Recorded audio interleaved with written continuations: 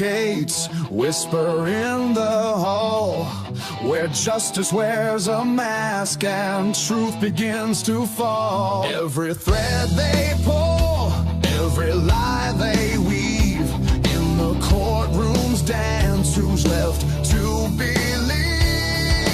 Oh, the devil's in the details, hiding in plain sight, innocent until the gavel steals the light. True crime echoes through the hollow night, fighting injustice with no end. The devil's in the details, hiding in plain sight, innocent until the gavel steals the light. True crime echoes through the hollow night, fighting injustice with no end in sight.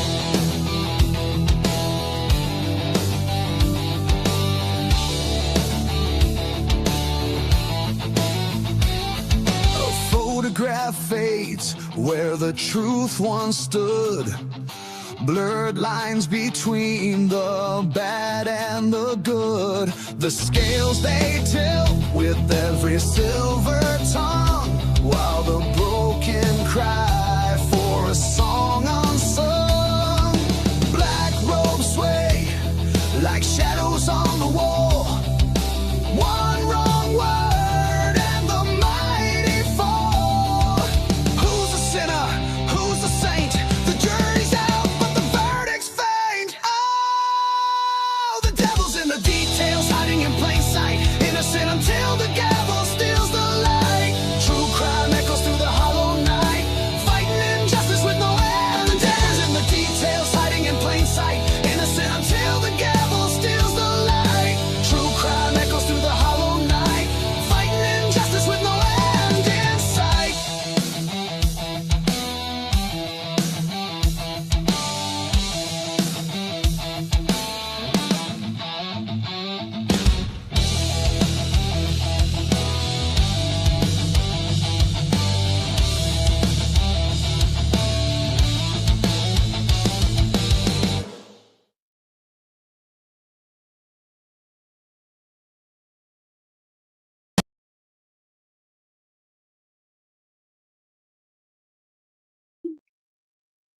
Hello, and welcome to Devil's Advocates. I hope you guys are all having a fantastic Sunday. Please let me know backstage if you guys can hear me. I sound okay, yada yada. Okay, thank you, thank you. All right, so hope everyone is having a wonderful weekend. I don't know. Uh, so for anyone who may have the day off tomorrow, so you know, always awesome having a 3-day weekend. So I always appreciate those whenever they happen. And so we have a really great show lined up for you tonight. As some of you are aware, we are investigating the Kurt Cobain case, who supposedly committed suicide, although there's just, let's just call it what it is, so much shenanigans going on with this case, and it's very tragic. It's very sad. One thing I do just want to let everyone know, this is not a kid-friendly channel, and in fact, I'm going to go ahead for now, just so everyone is aware. This show does deal with adult situations. We use adult words, adult phrasing, and we deal with adult subjects. So if you are watching and you have little kids, this may not be the show for you, or at least to not watch with them present. That said, it is wonderful to be here. We have Caleb in the house. We have Christine Hurd in the house. We have backstage, of course, we have the amazing 1-1. We have JJ from State of the Deep and Dego. So we have almost a full panel. The boss man, otherwise known as Lee or DA, whichever you know him as, he takes Sunday nights off to rest and recharge, although let's face it, he's always doing something in the background. But yeah, so he takes some much needed time off to and he had a really hectic week this week with studying for his drone pilot exam, which he passed with flying colors. Woo-hoo! We knew he would. Always have faith in him. He's a smart dude, and uh, knew he was going to do it. So the drone is going to add a lot to the channel. We're excited for that because he has a couple of different trips coming up. He's going to Delphi, Indiana, and he wants to take some footage of along the Monon High Bridge and potentially some surrounding areas there. And so, yeah, so the drone's going to add some good stuff to the channel, folks. So make sure you stay tuned for that. To that end, make sure you like the video, give it a thumbs up for us, please, folks. Make sure you're subbed to the channel. Make sure that your notifications are set to all because YouTube has been messing around with stuff again. So I know some people have said they somehow got unsubscribed from the channel. So please make sure to check that you are subscribed to the channel so you're not missing all the stuff that we have coming up. And also, if you want to see some behind the scenes stuff, some excellent footage of various trips that DA has taken, as well as some members only videos, it's $2.99 a month for membership. So, which just goes to help pay for the channel to keep on running. So, we always appreciate that. And so let's see, who else do we have? We have Thumper Rabbit Hole, and we have Siggy. We have the amazing Amanda B. We have the lovely Essie Michael, and we have, I do believe I saw the wonderful Penny in the house tonight. We have Tilted Halo Detective. I love that name, by the way. So, and let's see, we have Tammy Inksia. Tammy Inksia. Are you a tattoo artist? I'm thinking maybe. That one I'm not quite as familiar with. I'm trying to see who all we have tonight. And Sour G1 in the house. Chickadee, hello. I recognize that name. Lisa Marie, good to see you as always. And we have Cami Harbaugh, good to see you. Recognize that name. Yards 82 in the house. Nice to see you as always. So I love going through the names because I recognize so many of you guys. You guys are just awesome the way that you come out all the time and hang out with us. And we love our international audience, our international crew. So always glad to see you guys in the house, as well as everyone on the replay crew. So whether you're here for the lives or you're here on the replay crew, we appreciate each and every one of you. So, all right. So we're going to get into it here. I'm going to bring up, excuse me, I'm going to go ahead and I think we're going to bring up, let's see, we're going to go Dago first. So I'm going to bring you up to the stage, Mr. Dago. How are you this evening? Oh, you're muted, dude.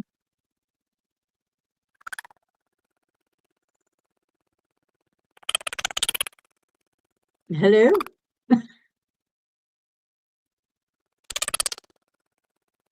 No, I can't hear you. I don't have you muted either. Let me try it here. Nope. Okay, well, you figure that out. I'll bring JJ up. JJ, how are you? I'm good. Dago sounds like a chipmunk. I don't know what's going on. Oh, he was having that problem the other day. Dang. How's everybody doing? How you guys doing? What's up, Robin? Dago, Dan, Hey. Meatballs, 1-1, wherever you are. Is that any Yes, better? he's coming up. There you go. Now, okay, there you are. Sorry, guys. There you go. So, Sorry. how's your Hello, day everybody. been, JJ? Yeah, it's been good. Pretty relaxing day. Got some stuff done. Went to the gym. Good, Did good. some laundry. Big excitement. Played Good, some. good. Dago, I picked up my bass for the first time in months today. That's I haven't. awesome. It's been just sitting in a corner, and I picked up the bass today and played for about a half an hour. It was nice to Nice. pick it up, but I felt awkward at first. Takes a few minutes to get the fingers going. Definitely, definitely. Oh, I get it. Believe me, I haven't sat behind a drum set and like really sat and played for well over 5 years. So I get it. I get it. I I have helped to out my How do was it wife. your day? occasionally. If I don't do it occasionally, it's not good. I Oh, I gotta. know. You forget things sometimes. I'm actually looking to pick up an acoustic bass guitar now, Joe, to be able to play behind my son. He plays guitar, and I'm trying to find a decent one it's not going to kill me. So it's We need interesting. to make a band, the Devil's Advocates band. There you go. I, There you go. sing, you guys sing, drummer, guitarist. I don't know if one plays anything or not, but hey, We could he just have used to one sing. run around the Why stage not? screaming. There you go. DA will fight us, so he's gonna have to be the lead singer. Yeah. Well, of course, Robin can sing though. Robin can sing real good. So Oh my gosh. All right, I'm gonna bring one to the stage here. there he is. Good evening, Dan. I could play the thimble. All right. There you go. Hey, I needed that. I How needed are that you? laugh after hearing the like. I don't know if that was done on accident. Probably was the chipmunks. I don't know how. It was an accident. I don't know what it's been happening for a couple of days. For whatever reason, I don't even have my soundboard hooked up. It's crazy. So, how is everyone? Oh, Good my evening, goodness. JJ, Robin, Dago, denizens, meatballs, sauce Doing and good. cheese. Everyone under the sun. Doing good. I'm a little fired Oh, up. my goodness. I saw. I'm not even gonna mention their stream because it pissed me off so much. So why give them free extra Yeah. credit? Mhm. I know they're out there, but this stream popped up in my YouTube. I don't know, whatever you call it. Your videos. Because of the algorithm. So things pop in. So every now and then, it's nice to see something. Click on something new or. So someone popped Yeah. in that I guess they're a defense lawyer. I guess that's what their job is.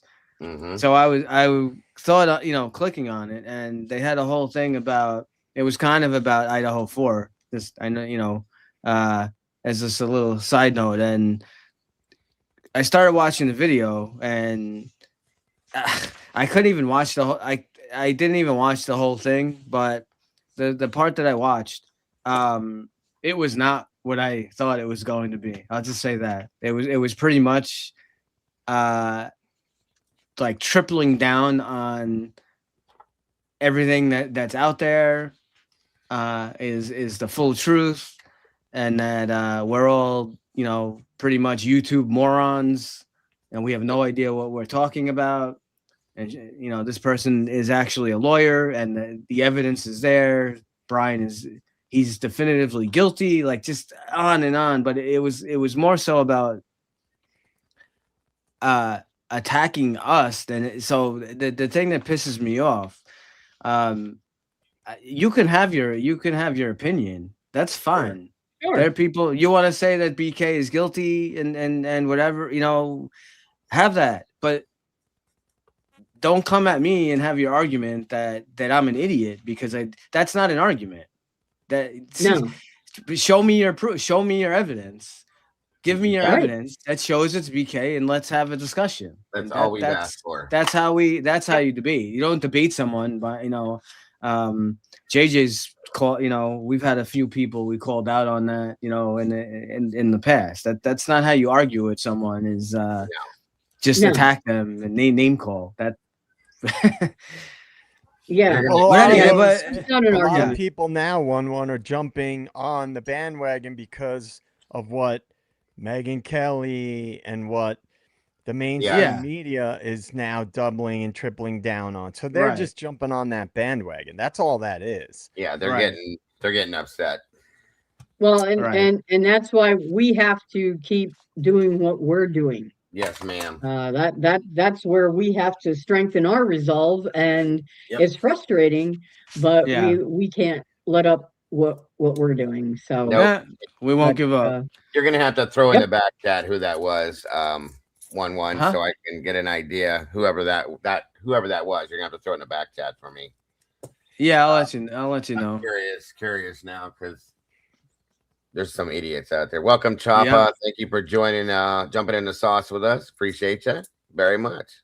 So anyway, I had to get that off my chest. But back to the task at hand. Yes. Is it good to be alive in the den on a Sunday Always. night? Yeah. Ladies and gentlemen, turn the lights down, turn the noise off, and listen closely. Because tonight, this isn't about music. It's about what happens when a story is told once, loud enough, and never questioned again. A man is found alone behind a locked door. A shotgun rests nearby. A note is left behind. And just like that, the case is closed. They call it suicide. They always do. But silence is not the same as clarity. Tonight, we talk about Kurt Cobain, the reluctant icon, the voice that never wanted the microphone, the man who sang about pain while trying desperately to outrun it. They told us he was broken. They told us he was tired. They told us the end was inevitable. And maybe some of that is true. But when toxicology stretches biology, when timelines bend, when fingerprints vanish, when handwriting raises questions, you don't rush to conclusions. You stop, you breathe, and you look again. This is not about blaming. This is not about accusing. This is about examining what history chose not to examine.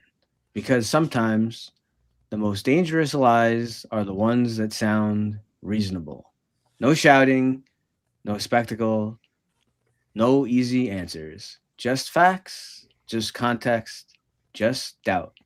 This is Devil's Advocates. And tonight, we let the silence speak. And with that, live from New York, it's Sunday night. All right. Thank you, sir. Thank you. Okay, Bottoms so up. we have. I got my glass of whiskey. Oh. Real quick, if I can, I want to just say welcome to everybody at the True Crime Cafe tonight. Thank you so much for joining us over here for this awesome show we're about to have, and with these awesome people here over at the Advocates. Thank you to my Blue Crew for those of you that are here. Appreciate and love all of you. And I can't wait for this awesome show to get kicking. I just have to say, I love the Blue Crew and all the meatballs. Yes. It really does feel like one big old family anymore, I'll tell you. So you just have awesome people, Dago, and I don't make much of a distinction really anymore. You know what I mean? No, I don't either. I don't either. It's become to the point where I just want to say hello and welcome to all of you. Yeah, it's like blended lines. That's right. Exactly. Oh yeah, I will get attacked. I actually, if I don't say it, yes. Good night, Jackson, Juliana, and my wife. Love you guys. I'll get hit with a meatball later. So. That's so cute. I love it. Oh my gosh, love it. That's awesome. So and so we got something. We wanted to kind of finish off where we left off from last week a little bit. So the theme from last week, for those of you who are here, it's kind of just getting you guys to, think outside the box. This is a prime example, prime case to do that with. Now, am I going to say, do I believe, 99.9% or 100%, do I think that this was some kind of MK Ultra thing or a government thing? And no, I don't have 100% proof, but is it the idea is it possible So what we wanted to do last week was kind of just sort of bring you guys up to speed and look at patterns in history. So you look, we always have that saying, right, that history somehow seems to repeat itself. There is truth to that. There is. Mm-hmm. We would hope that the bad things in history do not repeat themselves, but unfortunately, things morph, and maybe something doesn't take the exact same, form that it did in the past, but it's kind of the same idea. But these patterns, these attempts about controlling a massive group of people, these are all themes. These are all, big picture ideas. So you have to try to get out of your mind sometimes that everything is just what it appears. This is what it is. Mm-hmm. So obviously, there's many questions with the crime scene and all, and the note and all kinds of things with having to do with Kurt Cobain. And could the answer be just as, simple that it was a jealous woman that was going to probably have some kind of divorce and be separated and all that stuff? Yes, it's very possible. Maybe that is all it is. And you may say, of course that's what it was. But don't always assume. Like, sometimes it could be more than one thing, right? It could be that she knew Kurt was leaving her, but there are other factors at issue too, and it was easy for her to go along with certain things. So just, when all these cases come up and these things come up, as I really have to say, like, some of the stuff that JJ has brought up, about the Luigi case and some of these things, try not always just to look at it and be like, oh yeah, this guy was killed or whatever. There sometimes there's a deeper meaning. Does that mean, doesn't mean that every case that happens, everyone that gets murdered, there's a conspiracy? Of course not. But are there cases, are there things that happen that are above, there are things that are questionable in our history. So so we wanted to start before we're gonna do a few different things, just kind of to continue from where we were last week. Robin, if you want to. So this was actually brought to I came across this. I wasn't even aware of it last week. But I found this little. I thought this would be interesting to people if you're not aware of it. So you want to play this this video. It's like a 2.5 video or 2.5 minute video, and just listen. Can you see it? No. Well, it usually helps when I actually add it to stage. That's usually good. That definitely helps. Yes. Now we see it. Yeah. Okay, good deal. All right, awesome. So let me play it. Making sure the sound back is in on. January of this year, someone notified me that Courtney Love wanted to reach out to me. We all know who Courtney Love is. If for nothing else, it's because the media has convinced most people that she had something to do with the murder of her husband, Kurt Cobain. When I made contact with her, it was because she had been watching my podcast and she knew that I was obsessed with the book Chaos. Courtney Love told me so much information in January of this year. It was like she basically wrote me a novel. I couldn't process it. It was information overload. And if she had sent that to anybody but me, someone would have looked at this information and said, oh, this is just crazy. So while I personally did not understand the nature of what goes on inside of Hollywood, I did start to understand it after everything happened with Ye. She explained to me that she was a toddler and she was experimented on at the Haight-Ashbury Clinic. For those of you Haight Asbury, it's the intersection where they had this clinic and the hippies came, and this is when the CIA was just dosing them intentionally because they wanted to understand how to control minds. Courtney, who's writing a book on this, so I'm not exposing anything, told me that she was given LSD at this age. This is how she grew up. She grew up in this area. And she told me, I did not kill Kurt Cobain. That was a part of a psychological operation to make the masses look away from what the CIA was guilty of. And she then told me through a lot of messages that at the core of all of this is ownership. The best way to understand it is that when companies or individuals get too big and become too powerful, they send their agents to control them, to make sure that they are able to control their messaging. And if they cannot control those individuals, they will stage some sort of a hostile takeover of that brand or of that company or of that particular person. And there's a number of ways that can be accomplished. First and foremost, the psychosis. She's having a mental breakdown. She needs a break. She's really tired. Brittany's been put on a Psych 5150 hold. Kanye, he said he was just reading a Bible, and Harley Pasternak, and we got into his backstory, and MK Ultra suddenly puts him in a hospital on a Psych 5150 hold, and somehow his wife, I guess, was cool with that. Another way that they accomplish this is via lawfare. They will bankrupt you. And Michael Jackson, despite the fact that he was beating Sony, he was owning his own catalog and almost owned the Beatles catalog. And that's when they swept in and they took down Michael Jackson. He died broke, right? And the people who he was fighting owned his catalog. Actually, in the news today, and this is totally a God thing, I saw Paris Jackson was in the news today. She's lost in court and she's still fighting over her father's legacy. It's insane. The very people he hated, right, now own his catalog, and he was beating them. Back in January of this year, That's it. Someone notified me that Courtney Love wanted to reach out to me. We all know who Courtney Love is. If for nothing else. So what do you guys think about that? Well, we talked about that last week, didn't we? Yeah, we did.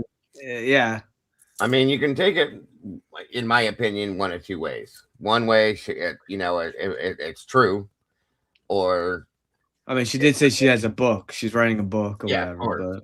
Or she's just trying to take the attention off of her again. So it could be either way.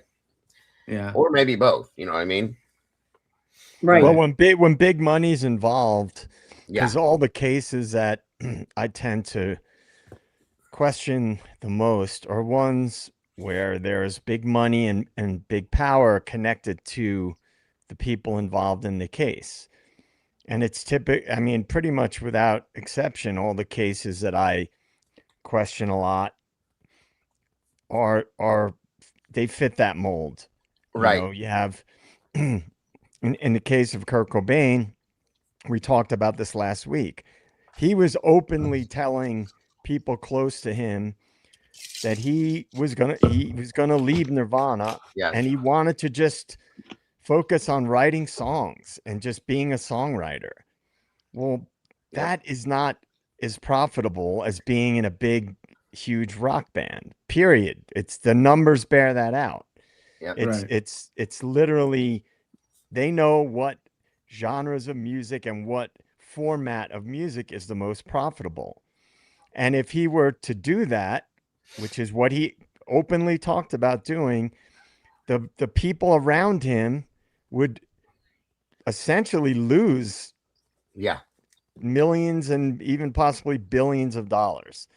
So, and too, Joe, to add to that, if it with what we talked about last week, with what one brought to the table with this, if he were to do that, and he would be stepping out of, for those of you that, I don't know, most of you guys would understand it anyway, even if you're not a musician, but with where he was monstrous, he was huge.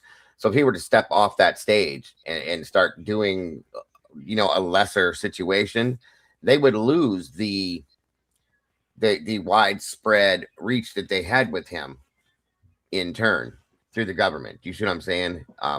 Just to add to what Joe said, because he's absolutely right. Right. Yeah, I mean, just to add to that real quick, when you're somebody with not only a reach in the popular culture, but also a cultural reach, Yeah.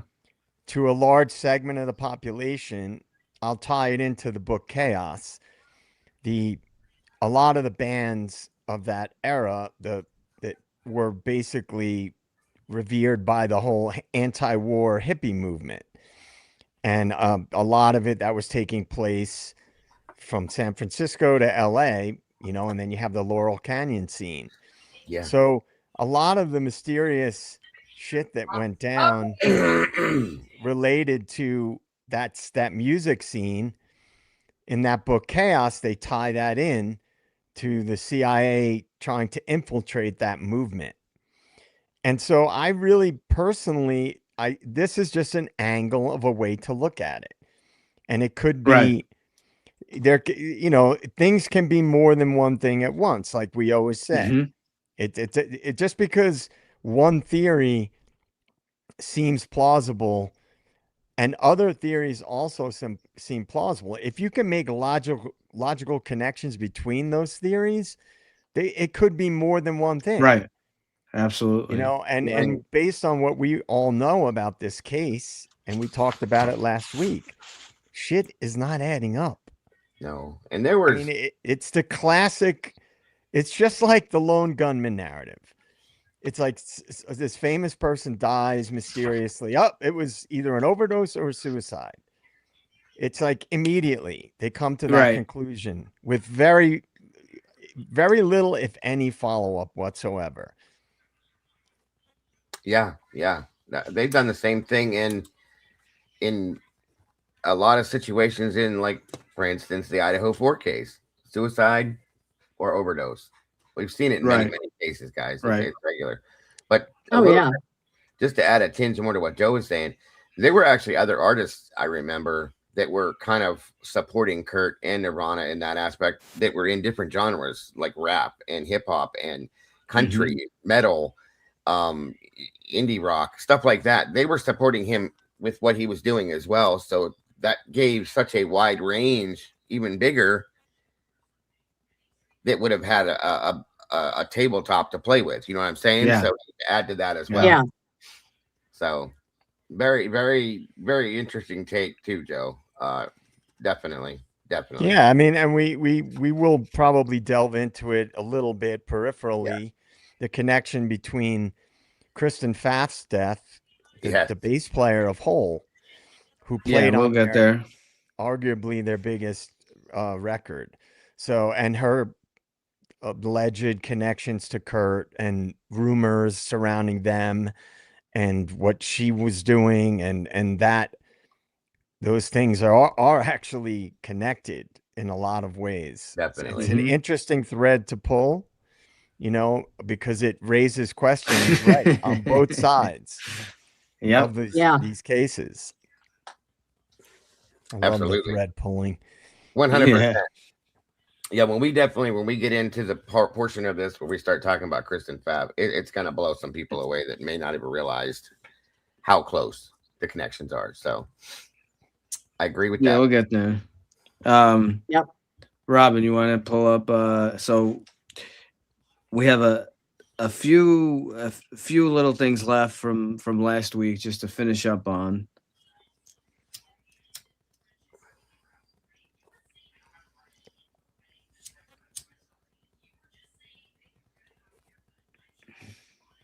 Oh, that's unfortunate. Hang on a second. Yeah, hang on. Yeah, you skipped ahead. Yep. No, my computer decided to skip ahead. It's all right. I had it set where I wanted to be. Yes, we're not ready for the final reflection quite yet. No. I'll be back in 1 sec, guys. Yeah. No problem, Okay. Jeff. There we go. Yeah. Yeah. Next right one. Here. No, right here. Okay. You're right here. You're at the right one. Okay.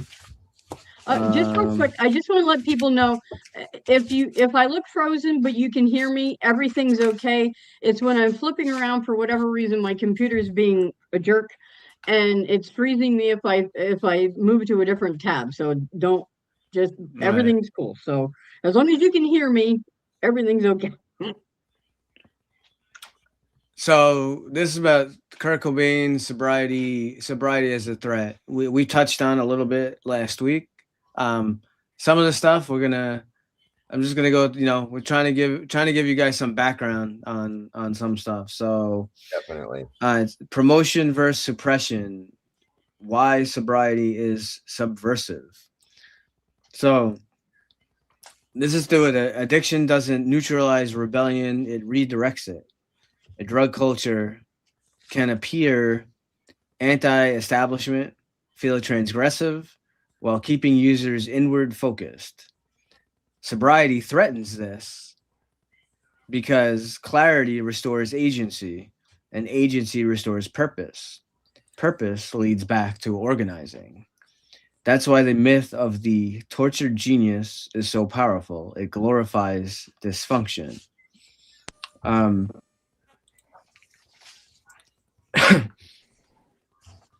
So, why would any of this happen? So, again, this has to do with musicians being manipulated into promoting drug culture, and when they get sober, it threatens to promote sobriety. Then they become more dangerous. So that was the main theme that we addressed last week, because you have someone like Kurt Cobain, who's basically referenced as the John Lennon of the 1990s, the youth movement. As we explained last week, JJ, went into detail, and then Dago about the punk rock scene, and there are many bands who are part of it, but Nirvana was kind of, for whether they wanted to or not, became the front, the leaders of what was going on, the movement.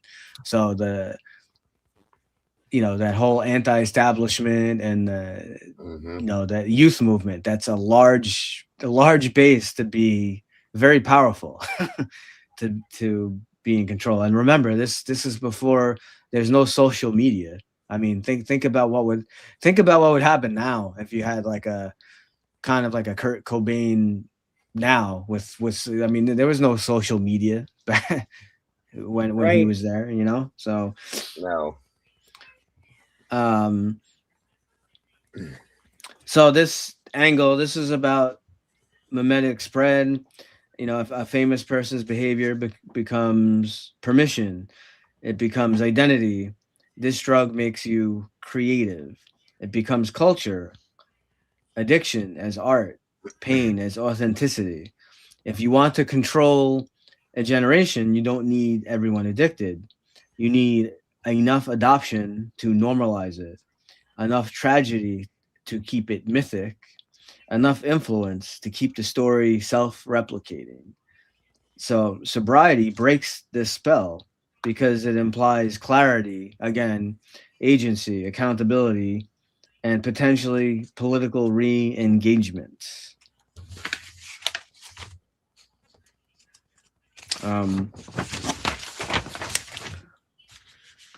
So this is all about, sobriety will threaten the cycle. And when this is where the argument becomes systemic, addiction equals consumption, consumption equals profit, profit equals control. A sober, politically active artist becomes uncontrollable, which is the main point. Why?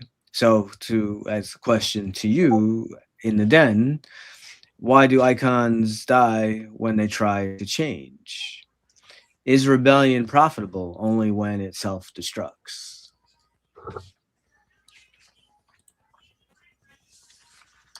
So I don't know if you have do you have a poll for a question? Yep, let me put it in the chat for Dego.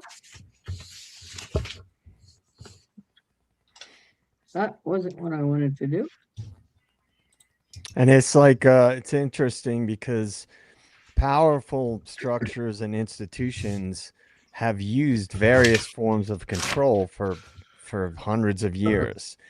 If anything that they can use to control people, they do it. and it's you know, we hear it like DA's doing the he's been doing the book review about One Nation Under Blackmail. Well, they use blackmail is one means of control to control people that have a wide reach.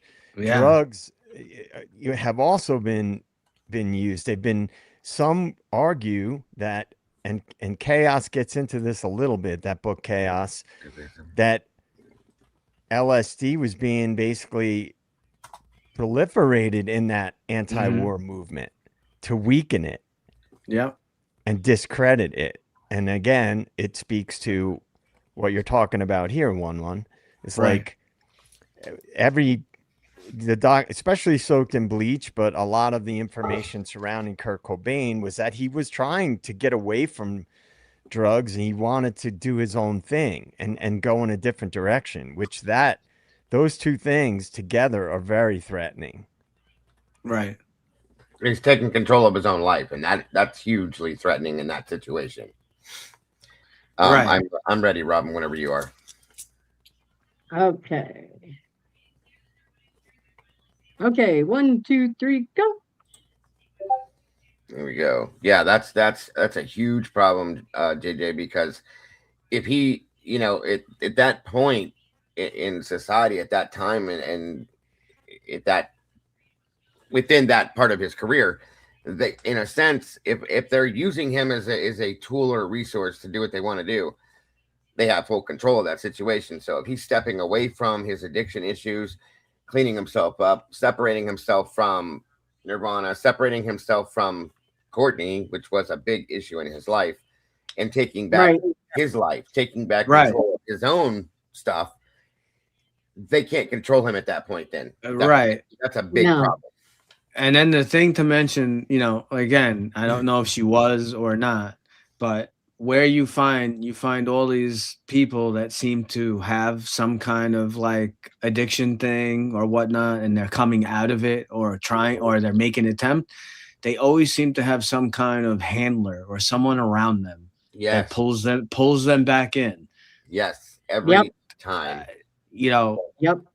So especially within Hollywood, places like that, 100%. Right. You know, John Lennon was he was getting out, he was getting sober, he was getting off of addiction, and apparently the info I have is that his publicist and his wife Yoko Ono pulled him back in. You know, I heard the same about Elvis. Yeah, he was trying to get himself straightened up. Same situation. So it's been going on forever, folks. And I'm sure if we go back and look back in like what one brought up, oh Jesus, I forgot his name, but I referenced Robert Johnson, the guy that quote unquote and Robeson too. There you go. Yeah, Robeson. Both of them. They probably, in their own way back then, had somebody doing the same type of thing. So just saying. Well, and another thing too is like Courtney Love was like hyper ambitious, right? That's what she was known for, her ambition. Yes. And their record that they were working on, Live Through This, the whole record with when Kristen Pfaff joined the band, she was like a dictator with what she wanted. Like she was extremely ambitious. She was very aware of publicity. She was very aware of image. She was very aware of that kind of stuff. And there's no question, nobody with a logical mind can dispute the fact that her being married to Kurt Cobain was a massive boost for her career. Absolutely. Obviously. And if you listen to that record, there is no question in my mind that he was involved with very highly influenced it. Yes. I mean, it's so obvious. It's obvious. It's so obvious. And so you got to wonder if he was trying to, number one, leave her, and number two, go in a different direction and leave the biggest band on the planet. That's what everybody here, I'm sure, knows this, but some people may not realize because they were either too young or they weren't into that music. They were the biggest band in the entire world. Yes. So if he drops that band, guess who else's career is going to be impacted? Exactly. Right. That's not a big could've- stretch. She would have never done, blatantly, folks, just to put it straight to you, if she'd have tried to come out without Kurt's influence or even being attached to Kurt, we'd have never heard of her. We'd have never knew who she was. No. Never made an album. She would have never been anything, folks, period. Because she's very, I'm kind of biased and I'm sorry. She's talented. There's no talent there. And she's very smart, like a fox. I'll put it that way. Okay. But talent and music, no. And she erased herself by doing the things she did publicly. So there's that too. Just understand. But Kurt was absolutely, I'm glad you pointed that out too, JJ. Like you can hear in her music the influence that Kurt had on that, period. There's no doubt. No question, dude. No doubt. It is so obvious, especially any musician that's in the chat that's more sensitive to picking up on nuances would be like, oh, 100%. Yes. That whole album. The entire album. it's like listening to In Utero. You know, it's like very similar to that record. Yeah. And so here's a theory that I have. More from a music perspective. A lot of artists, when they're writing a record, they write a ton of different material, and it doesn't all make it on the album. Right. So I often wonder if a lot of the stuff that would have been a throwaway for In Utero got passed off to Hole for that record. I've actually thought of that myself. Very possible. Yeah, it's possible, definitely. 100%. Yeah. And you can just hear it. You can hear the background from Nirvana, from Kurt, from his writings and the sounds that he put out there. You could hear it. There's no way she came up with that on her own, folks. They're, again, talentless. I'm sorry. She's very good at screaming into a microphone. That's all she could do. And she played the same kind of guitar he played. Yep. You know, it's just very interesting because musically speaking, when I hear, because I've been going back through all this stuff the last 2 weeks and listening to that record, the whole record, and then you listen to In Utero. Yeah. The production is the same. There's melodically, it's very, very similar. It's just an interesting kind of. It kind of sounds like they took Nirvana and did an experiment and threw a female singer on there, and let's try this out, because that's exactly how I took it too. Yeah, it's just another interesting thing to kind of look into. Right. Yeah, she was good at that, by the way, you guys, because she was known for, in my opinion, not being herself, not doing her own thing, because she stole some things allegedly from Babes in Toyland and other bands out there. And it's all, you know, she did it. So I'm just saying, she's done it before. She couldn't create her own stuff to save her ass, period. I'm just saying. I don't want to drag that on. I want to put that out too. So you guys understand the type of person she is. So how do we end with our poll? All right. I was just going to say, let's go back to that. For us, we had 30 votes. 70% said both equally, 10% sobriety and clarity, and 19% said political activism, which is more threatening to the systems of control. And I have, which message is more threatening to systems of control is the question. Says 76% said both equally, 14% said sobriety and clarity, and 10% said political activism. So a little flip-flopped on the political. Yeah, that's cool. All right. Okay. Want me to move to the next one? Yeah, right. Next. Here we go. Kind of something we keep going. We talked about that. All right. So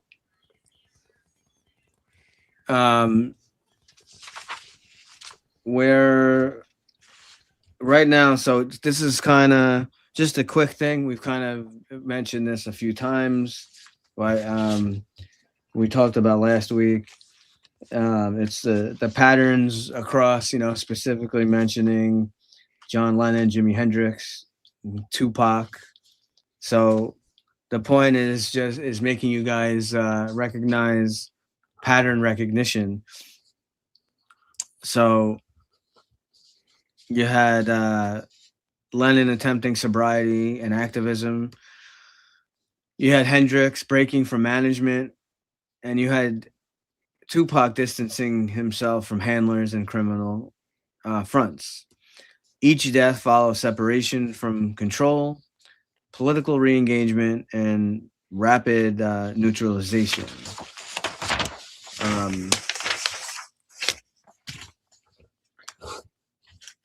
So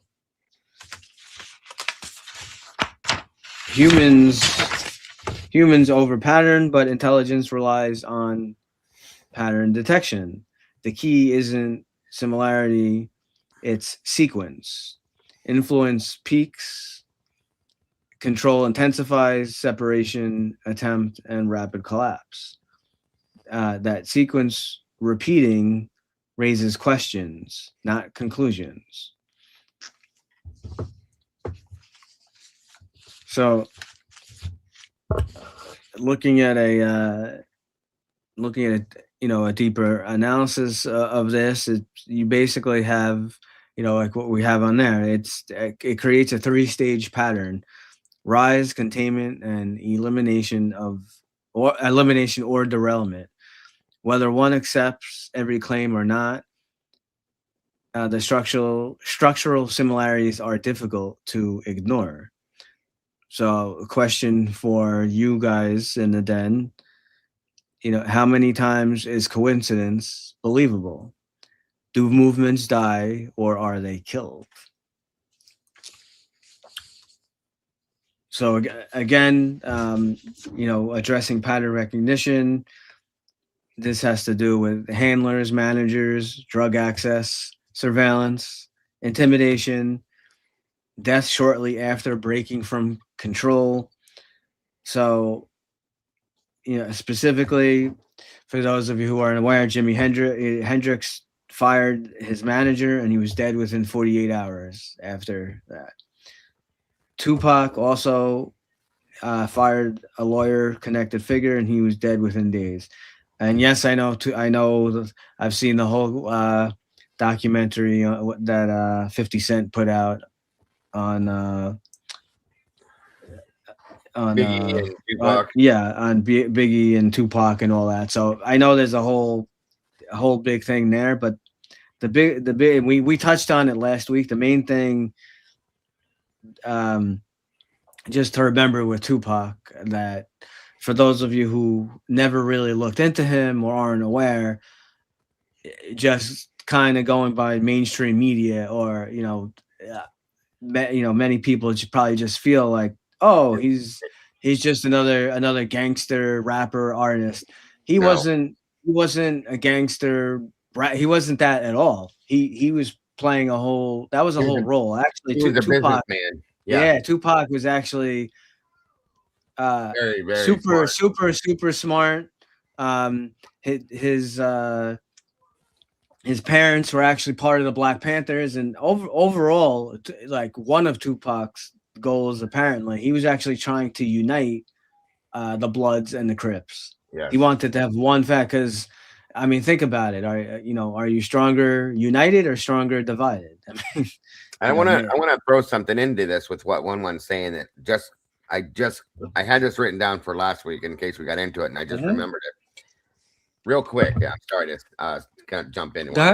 I'll forget if I don't, but I want to throw somebody else's name at you guys. You may not know who he is, but when you're in the music business, whether it's metal, rock, country, rap, whatever, you kind of know a little bit about all of it, guys, if you really are a music person. Okay, Aaron Carter, okay, who is Nick Carter's younger brother. Nick Carter came from In Sync or Backstreet Boys, one of the two, I can't remember. Okay, one of the boy bands. Aaron Carter was that type of a singer as well, and he went through a whole slew of mess. Okay, drugs, all that kind of stuff, and he died.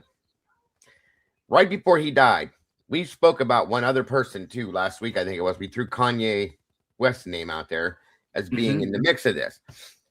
This is a factual statement that was put out by Aaron's mother that he reached out to Kanye. There was a recording of this to speak to Kanye the day before they found him dead in his bathtub, and was having some issues within the industry. And I did look into this a couple years back, guys, and said he was done with this shit. He said he was tired of this, he was tired of that, and he was gonna speak out. Then he calls Kanye, then they find him dead. Now you tell me what's coincidence and what's not. That's all I'm saying. Crazy. Sorry, 1-1. That's okay. And then John Lennon, obviously drug influence and manipulation via close relationships. As I said, if you look into John Lennon, his he was actually, from what I found out, he was actually getting away from drugs and getting sober and all of that. And his publicist and his wife kind of brought him right back into it. So, again, we're basically we're talking about repeated structure. Artist rises into massive influence, and artists become difficult to manage. Control mechanisms intensify. Drugs, legal traps, intimidation. Exit attempt happens. Firing manager, quitting drugs, activism, and death follows quickly after. So even if you don't accept every detail, the strategy is clear. Make the audience, trying to make you feel the pattern. So how many times can the same shape appear before you suspect the design? When they try to leave, do they get pulled back? Yeah, I mean, it's a pattern that we've seen so many times with powerful people, that have influence, like actors, musicians, people that impact society, and music is arguably something that impacts society, or has historically, more than any other art form. Right. I mean, think about, to be a very popular and influential artist in America. Now take that and magnify it and transpose it to the whole world. That's what Kurt Cobain was. Definitely.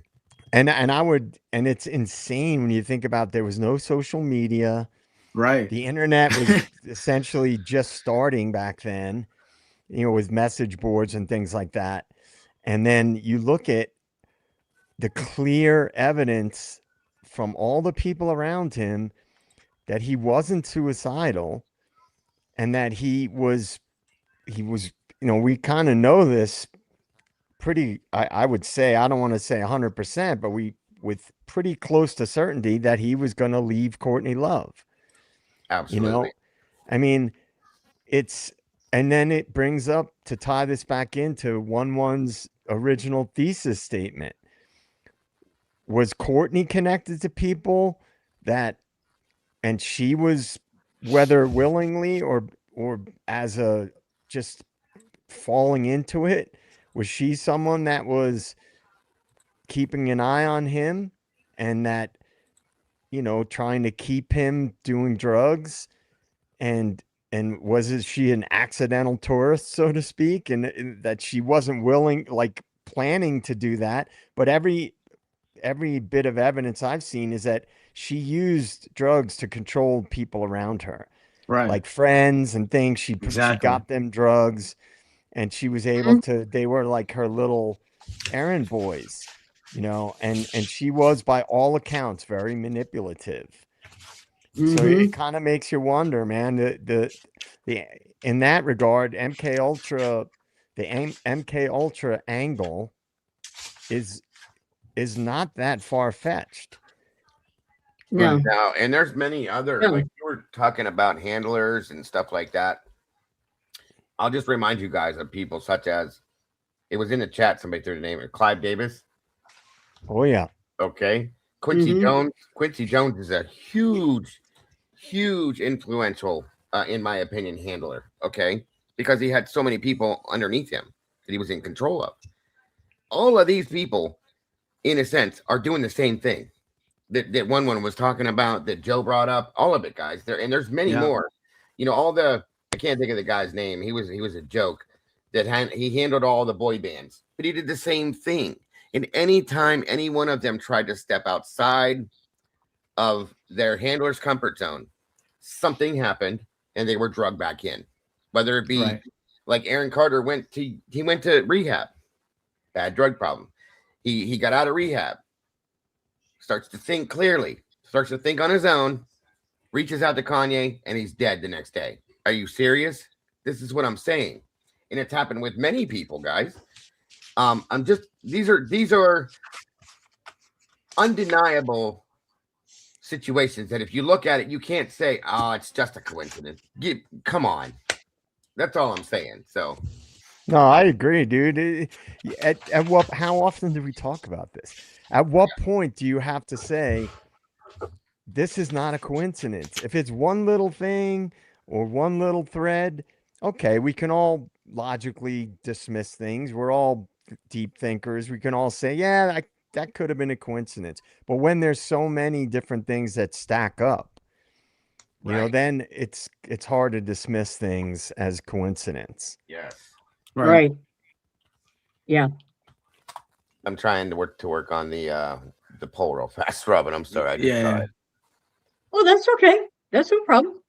Yeah, we're ready. We're ready when you are. Yep. Let me know whenever you're ready, Dago. I'm almost done. Okay. No problem. And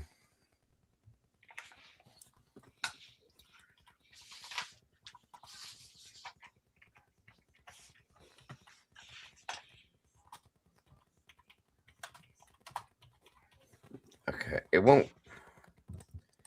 it's doing weird things. It won't let me. Want to let you copy and paste? No, because it's and when I put the questions in, it's not letting me start it then, or giving me the option to start it. Hold on. Oh. It's weird. Okay. Say an add option. Let me see. Here we go. All the technical stuff is always so much fun. Yeah, it's showing me like I think I'm putting in too many words or something. Must contain 1 to 35 characters. I don't need that one. Okay, we're done with that one. We're done with that. Oh, I got to back off 2 on that one. Okay, I think we're good there. Okay. And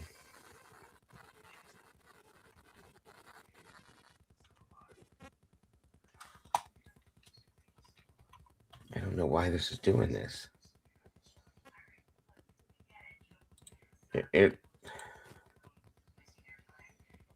Yeah, now mine's doing it. What the heck? See? Let's try this one more time.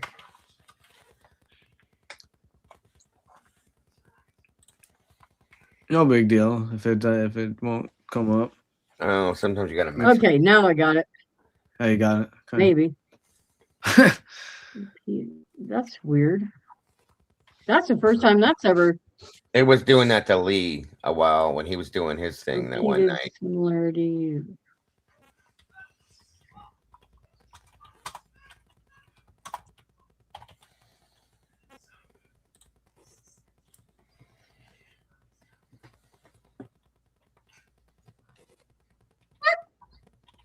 All right. Okay. Are you all set? Almost. Hold on. Let me try the. Okay, that's okay. I don't know what was going on.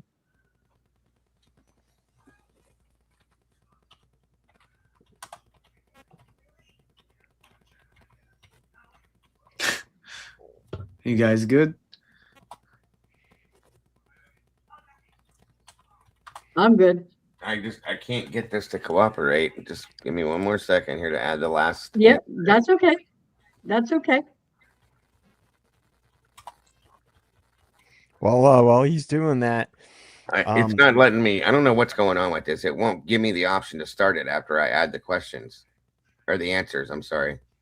I had to manually type mine in at the last. That's what I did. Answer. Oh.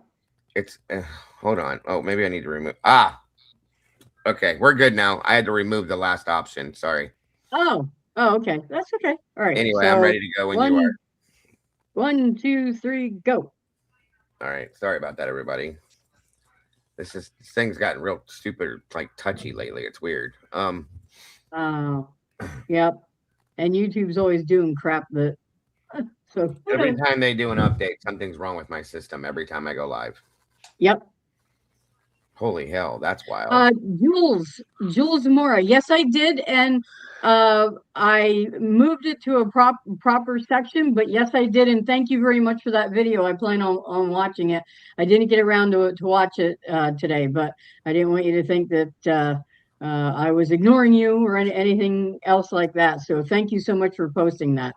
It's a Kurt Cobain video, and it's in our Discord under the miscellaneous topic for now. I have to go ahead and create a Kurt Cobain section. I didn't get around to doing that today, so we will go ahead and create a section so that everyone who is, following along with the Kurt Cobain case, you're able to keep up with it. And if you don't get a chance to watch a live or replay crew, you can watch our videos whenever you want to then. So, but thanks so much for posting that today. I'm ready when you are. Yeah. Okay. On this one here, mine went quick, and it's mine. The question over here, guys. Go ahead with your results, Dago. Which is more suspicious? One unexplained death, and I got 0% on that. 0. Repeated similarities across decades, and I have 92% on that one. And public obsession after the fact, I got 8%. Okay, so slightly different. Yeah. For us, it was repeated similarities across the decade is 95%, one unexplained death 5%, and public obsession after the fact 0%. So slightly different, but still pretty close. Still pretty close, yeah. Cool. Yeah, nice. Absolutely. All right, we'll move along. All right, this is about media control and silence. So, can I answer a question real quick? Sure. Lady G asked, and Kurt's death be reopened.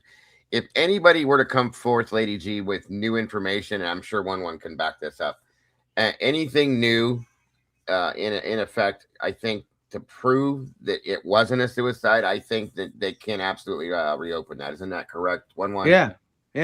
That's definitely. what I thought. Okay. Definitely. Sorry about that. And a lot of times you think about all these cases, and it's like you wonder, why aren't these cases being reopened when new information comes forward? Well, the institutions don't like to have to go dig things up and redo them. I mean, that's just the nature of it. They want to put it to rest. This is the story. It's right. And also, if there is fuckery involved, people don't want to be exposed. And so that's why historically you find out about stuff, it gets declassified after all the people that were involved are long gone. Right. Or like, as you'll see, you'll remember when I show it, we're going to show, not yet, we're going to show a little clip from a part of the documentary Soaked in Bleach, and kind of pulls on a sort of on a little thread you're talking about there, as you'll see, which is another reoccurring theme. You'll see people in history who are like, oh, if I was still in power, if I was still the police chief, if I was still the mayor, if I was still this, I would reopen the case. I would do this. I would do that. Well, that's great. Why didn't you, again, this is an adult show. Why didn't you fucking do it right the first time? You know? Exactly. And also for people, I'm sure people are probably pretty aware of this case, but like Kurt Cobain's death was ruled a suicide immediately. You know, same as Kristen Pfaff, same as Chris Cornell. You know, like these were suspicious circumstances, yet immediately ruled either a suicide or a drug overdose. In all three cases, you know, it was either suicide or drug overdose. And it's just, this is what any logical person can look at and say, how does this keep happening? I mean, it happened with Charlie Kirk. You know, in recent years, it's happened on other cases. It's just, I just think there's so much fuckery that people have either just shut down and don't question things anymore because it would reveal that we're basically being bombarded with fuckery 24/7, that it's too much for people to digest. I really believe that. And it's just like this case. People don't want to ask questions, JJ. I don't understand it. Yeah, it's just weird, man. It's like, well, how could you not question this? Right. Whitney Houston was mentioned. She drowned in her bathtub. I know. I'm pretty sure her daughter, Bobby, died the same way. Same way. Aaron Carter died the same way. These are three musicians that died in the same exact fashion and manner. Same with Kristen Pfaff. She was in her bathtub. Yeah. Sorry. And nobody questions this. Nobody says, wait, what? That's too weirdly like identical. You're not going to say a word. We're just supposed to accept it, say, oh, be upset about it, and then move on. That's not okay. Yep. No. So I can't not look at that. That's all I'm saying. I'm sorry to throw that in. That's okay. No problem. So media control and silence. Touching on media consolidation, narrative enforcement, ridicule as a suppression tactic.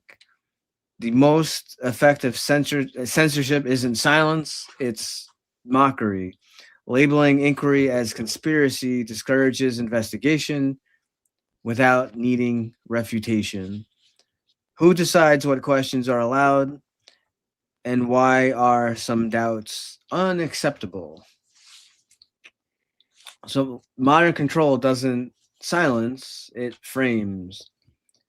The most effective narrative weapon isn't rebuttal. It's mockery, social risk, reputational cost. Once something is labeled crazy, serious people avoid it, not because it's wrong, but because it's unsafe. And then finally, why certain questions stay forbidden. Talk about why you haven't heard this. We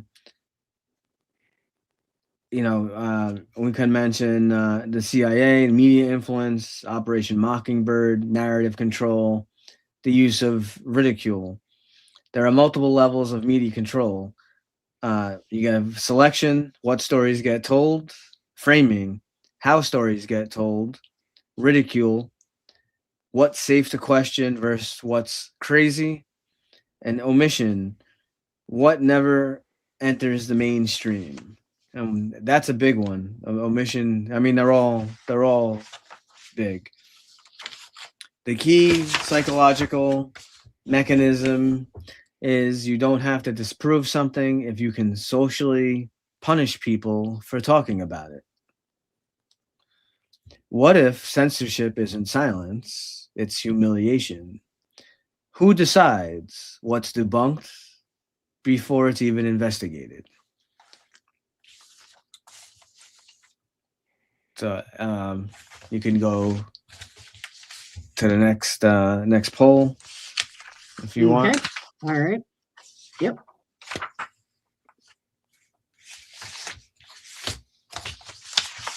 I'm just getting everything set up. I put that. Did you grab it? Okay.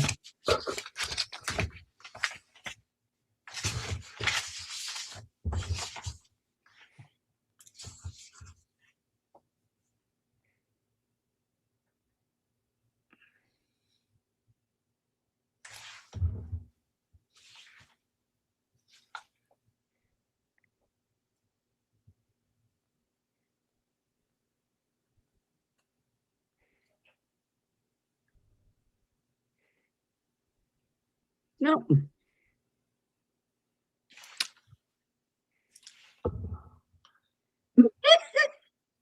I hit it too soon, guys. Ignore that. Oh. The stupid thing. Anyway.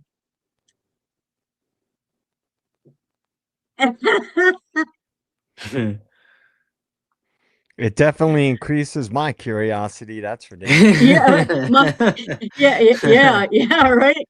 So the question is, and you guys can just type this into chat, because right now for me to do it, Dago, you'll have to give us your percentages. I don't want to keep, that's fine. Waiting. So we can. The question is, when media ignores a topic, does that increase your curiosity or reduce it? Your choices are: increases the curiosity, no effect, or reduces interest. So increases curiosity, no effect at all, or reduces interest. Sorry about that, guys. That's okay. It's weird going back and forth. I have to go back and forth between YouTube and StreamYard. So I always say, I don't listen to what is being said. I listen to what they're trying to avoid. Right. What questions are being squashed, and what inquiry is being steered away from, and that's what I look at. I mean, now I also understand that people are all susceptible to be manipulated, where you might think you're onto something, but it's really just a distraction. I understand that as well. But I think the way that you come to your own conclusions is like we always say, where it's like a broken record. You pull on a thread, and if it doesn't have any logical basis and you can't connect the dots, then when you feel like you've exhausted the inquiry into that, you have to move into other things and look into other things. But when something is signed, sealed, and delivered so fast, it's usually because they don't want people asking questions. Right. True. Yeah. All right, Dago, what did you get? You good with your poll? Let's see. When media ignores a topic, does that increase your curiosity or reduce it? I have 100% increase, no effect, 0%, and reduces 0%. Yeah. I all I was seeing across the board was increase. Right. So I think that's the typical human nature too. So, because our mind wants concrete answers, it doesn't like, for one. But whenever I see that, definitely increases my curiosity for sure. That's the same reason why we're still talking about the Idaho 4 case today. Right. Bingo. All right, we're ready for.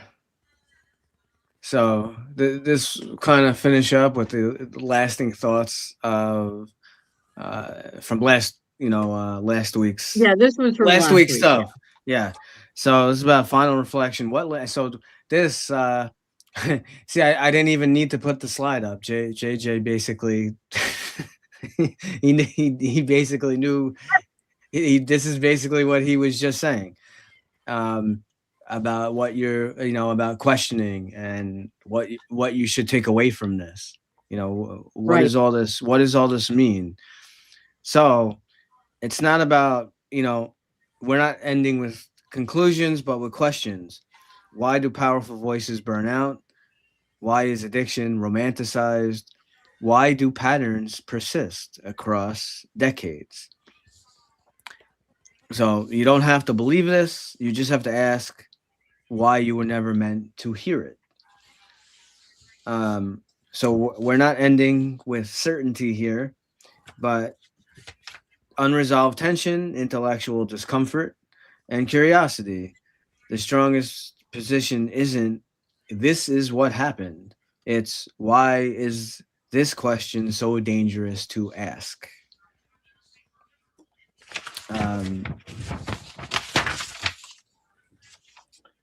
And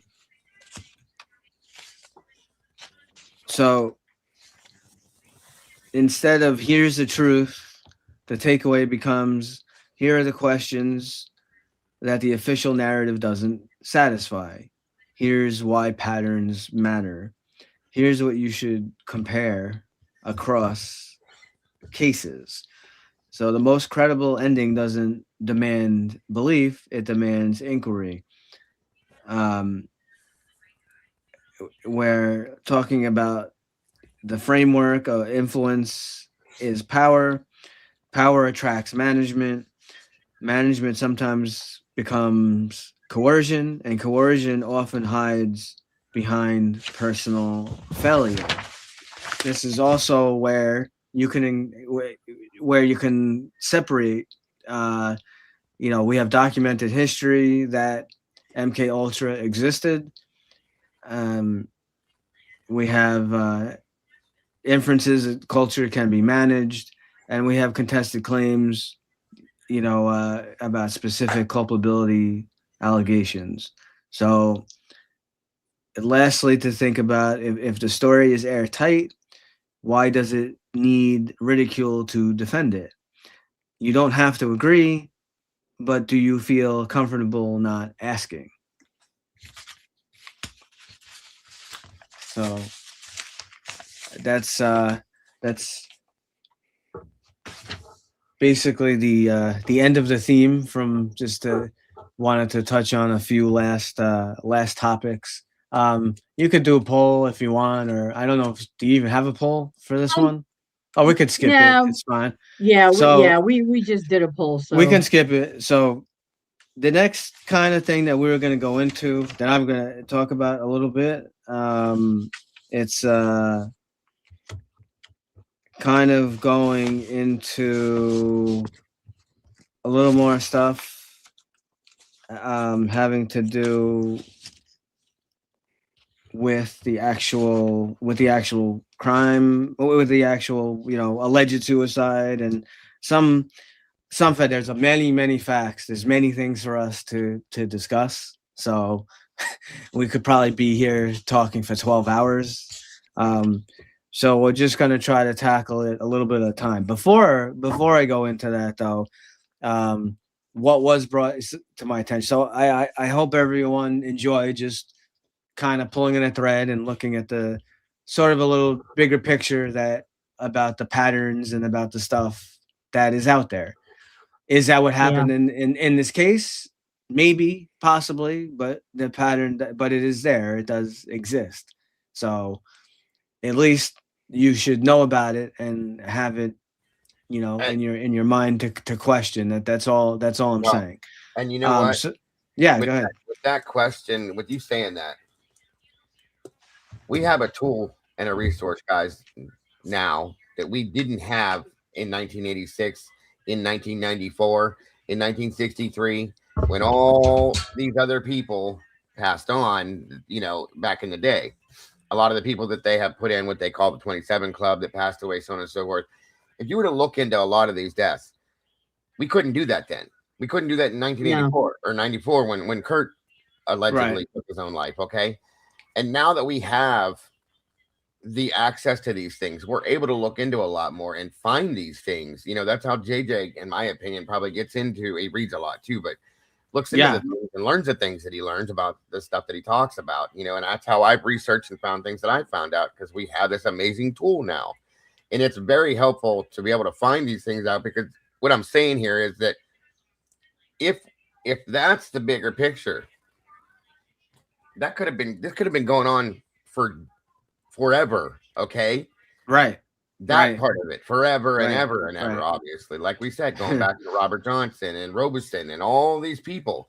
So it's just a thought to keep in the back of your mind. It's definitely, you know, not the be all end all final cut on this, but it's definitely something to keep in your mind, because we see everybody coming forth nowadays, stepping up and saying, this is a problem. This is an issue. This is a problem. This is an issue. You know what I mean? Over and over and again. So I won't completely discount it myself, by no means. Okay.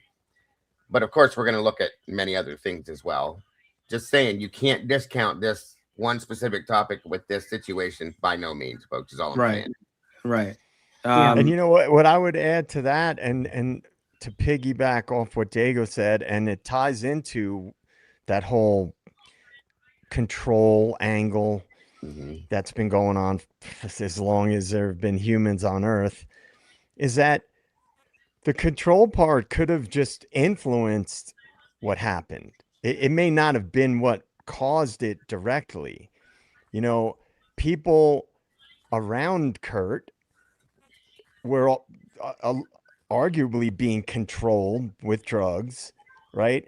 These things have a butterfly effect. You know, like if all the people in that orbit were being controlled in one way or another, and let's just use drugs as an example, because that is a palpable one that we know was happening in that orbit. I mean, every single person that was around Kurt towards the end were druggies. They were heroin addicts, flat out. Mark Lanigan, he had his issues with heroin. Sure did. Dylan, even his best friend. Yeah, his best friend. Dylan. Yeah. So whether you look at it as like a bigger, you know, nefarious agenda, or you look at it as on a smaller scale, people around, they have insecurities. If they can control somebody by giving them drugs, you know, that's control. That's a form of control, even if it wasn't coming down from the CIA directly. These are mechanisms that have been used for control for a very long time, and musicians have always been a target for that. Yeah. Because they have such a wide range of a reach to people that they know. Think about it, you guys. I mean, it's evident, you know. And what better way, just like a doctor does, when they want to control symptoms of something you're having, or they want to control a part of you, they give you medication. It's the same damn thing. Okay? Same damn thing. So in turn, and think about how easily accessible drugs have become, even back in the 80s, all over the place, guys. You look into certain parts of the country that they're just there. They were not there the night before, but they're there the next day. That's interesting. Just think about how that happens. And then all of a sudden, a different geographical area pops up, and there's drugs there when they're not normally there. They just don't appear, you know, out of the whim, folks. You got to think about it. Like there's a reason behind it, is what I'm trying to say. And it took me a long time to figure that out, to see that, like, this is happening on purpose, you guys. They're using people against each other to bring this control aspect into the world and say, okay, now we got you, period. But, you know, it's not a new thing. Not at all. They did this back in the 1800s to control women. And I know how that sounds, but back then, when women were having hormone fluctuations, we were considered distraught and hysterical. And so they gave us cocaine. They gave us, like, bottles of cocaine. They just, you know, and many women who got addicted. And you know, it was easy to control us. Right. You know, and I'm not trying to be sexist or anything, but I'm just saying. But now they're doing it to everybody. So you know, when you have enough prestige and influence, and you know, so yeah, they have to. So I mean, if you look at South Central Los Angeles back in like 1989, okay, if you could do a geographical like dig and look into this, I think they even put it in a movie and made it a point, but it's a fact. Every corner in South Central Los Angeles, in Compton, we'll say Compton, okay, there's a liquor store in every corner. Right. There's a drug dealer on every other corner. Right. Yep. Right. So, and they know the control that that's going to have. So they allow for it. Okay. And you see police driving around pretending like they're doing this or doing that. It's all part of the plan, in my opinion. I'm just saying. And look, to back up what Dago and 1-1 are saying, and I can tell you this for a fact. The CIA has been involved in proliferating drugs in the United States. This is declassified, irrefutable, 100% fact. This is not conspiracy theory. So when 1-1 talks about MK Ultra and the CIA, and Dago's talking about in these suppressed areas, there's a liquor store and a drug dealer, or probably several on every block. It's not that big of a stretch to imagine it's not by accident. Not at all. Right. Not even close. No. It's really not. I mean, like, somebody who doesn't know this information would be like, you guys are batshit crazy. But if you know the background, I'm telling you, it's right there. Right. Facts are there, folks. Geographical. You go in a geographical search of an area, and you can Google it the same way I just said it to you. It shows it. It's right there. If somebody said it to me once, I said, "You're full of shit." Well, guess what? They weren't full of shit. It's 100% real. SE said, psychological warfare. Bingo. Right in the middle of the bullseye. That's exactly what it is, folks. And they do it to us day after day after day, and they control us that way. Just saying. So, so before we get into like more specific facts and certain things, I guess you could play that video. So this is a few-minute video from Soaked in Bleach, and these are from you'll see. So there's a few experts who are talking. One is a former chief of police, who, as very, very easy to say that, oh, this should be done or that should be done when you're not in power anymore, but just, and I think it's about it. Yeah, go ahead. If you haven't seen this documentary yet, guys, go check it out. It's a good one. Really is. So this is about 4 minutes, I think, or something like that we're gonna watch. Yeah, it's right around in there. Yeah. Okay. So just listen. Don't worry about the German subtitles. Yeah. yeah. Don't worry about that. It's all in English. Okay, that's it. Yep. So how'd you feel? How'd you feel about that, Robin? That is just, I mean, Cyril Wecht, first and foremost, I mean, he has been one of the premier forensic pathologists for decades. He has investigated everything from the Kennedy assassination up to some very recent cases in the past couple of years, and unfortunately he passed away, and like I think it was last year, and his distinguished career just speaks for itself. But the fact that you have someone like him who has this vast amount of experience saying, yes, this should be reopened. This investigation should be reopened. Yes. It just is. I don't know how you can argue against that. I really don't. And I was going to ask you too, if it's okay. I have a video to back that up with in regards to the gun and stuff like that at the crime scene. If you didn't mind, it's up to you. Yeah. Unless you have. Yeah, go ahead. No. I mean, we have there's so many different things. Well, this video. Okay, first off, what they mentioned in there was the lethal dose. Okay, that's the most important thing to think of right here at this moment, folks. Is the amount that they say he did injected into himself. Right. First and foremost, the man would have never been able to completely finish pushing the plunger down. After a third of what went into his arm went in, he'd have dropped everything right there. What was it, 1.52 or 5.2? I think it was. 1.52 milligrams. It was 225 milligrams all total. A total, but so a third of that is what? he would have been dead within a third of that. As soon as it entered his bloodstream, folks, his heart would have stopped. There's that problem first and foremost. Okay, not to mention the needle was found with the cap back on it. Okay, and then on top of that, and I'm gonna show you this 1.52 milligram per liter. Yeah, thank you, Offset. Then he took a rifle or shotgun, I'm sorry, and took his own life. No, hell no. Okay, it's not even possible. When I show you this next video, it's gonna back this up with the weapon and things like that. You got to understand, the man that said there's no doubt in my mind that this was a suicide, there's no other way to look at this, is blind, or he's part of something else.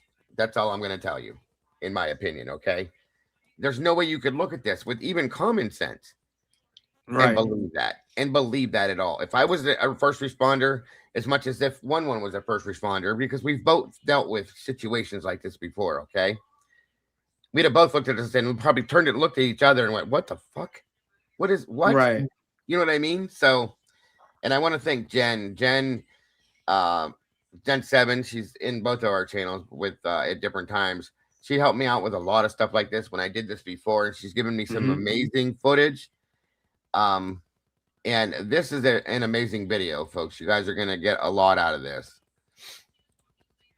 just so that you understand the scene and all of that before we even get into who is involved possibly in this stuff. It's insane, you guys. Where'd it go? Right. Sorry, it's not very long. So yeah, before you even show it, maybe you should give just a little explanation about definitely. How the cartridge exits and all that stuff. Well, and that's what this video actually explains it all. But what happened here was, it's a bolt action rifle, okay? And I'm sorry, it's not a rifle, it's a shotgun. I always get this screwed up. Anyway, anyhow, what happens is when you do this and you pull the trigger, is like anything else. When we were watching the Brett Kopaka stuff the other night, we were talking about hearing shell casings hitting the ground. When you shoot a weapon, that shell bounces out of the gun and turns off to the side, so on and so forth. Okay. And I don't want to ruin this, because this video, it gives you every aspect of what could have happened and what actually happened, and it makes you understand what the problem is. So I'm not going to give too much on it because I want to ruin it. I didn't even realize this when it first happened. I was younger and I didn't pay attention to stuff like that at that point. As I became older and I saw this, I was like, "There's no way humanly that this could have happened. It's just not possible. It's not possible." It wasn't a bolt action, you guys. I got that confused with the Charlie Kirk thing. I got so much shit in my head. I'm sorry. Anyway, I'll just let this speak for itself. But this explains the weapon that was used, the way it should have been positioned after the situation, the way they found it, and you guys will be able to understand it 100% why. Once you see this, if you think he took his own life, you're not going to at all, I promise you. And I just wanted to throw the whole heroin injection into that beforehand, because you have to understand that that's the most important part of this whole thing. The amount that he injected himself with, okay? He could not have ever done this either way. That's just that. But now you see this, you'll have no doubt in your mind, is all I'm saying. So hold on. Sorry, I'm rambling. I get pumped up over this because it really drives me nuts, because people believe this, you know? Okay, 1 second. And let me make that full screen for you guys. All right. You can go ahead and pull it up, Robin. It's backstage. All right, guys, here we go.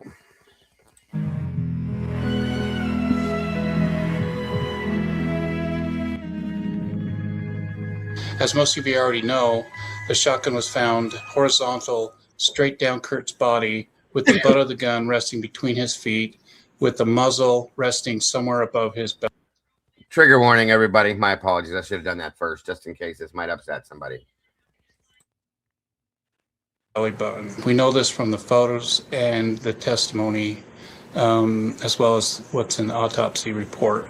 Dr. Hartshorn, the ME that performed the autopsy, had concluded that the trajectory of the pellets as they left the shotgun had traveled back left side of Kurt's head. And the autopsy report, of course, goes into detail about the destruction in which these pellets had left in their wake as they traveled towards the back left side of Kurt's head.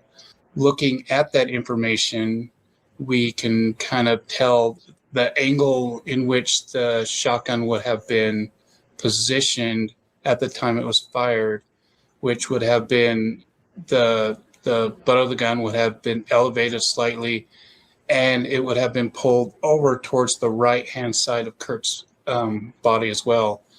When the gun was fired, it would have traveled straight backwards in the opposite direction in which the pellets had left the barrel of the gun, which it would have most likely landed on the right-hand side of Kurt's body, since that was the angle at which butt of the gun was pointed.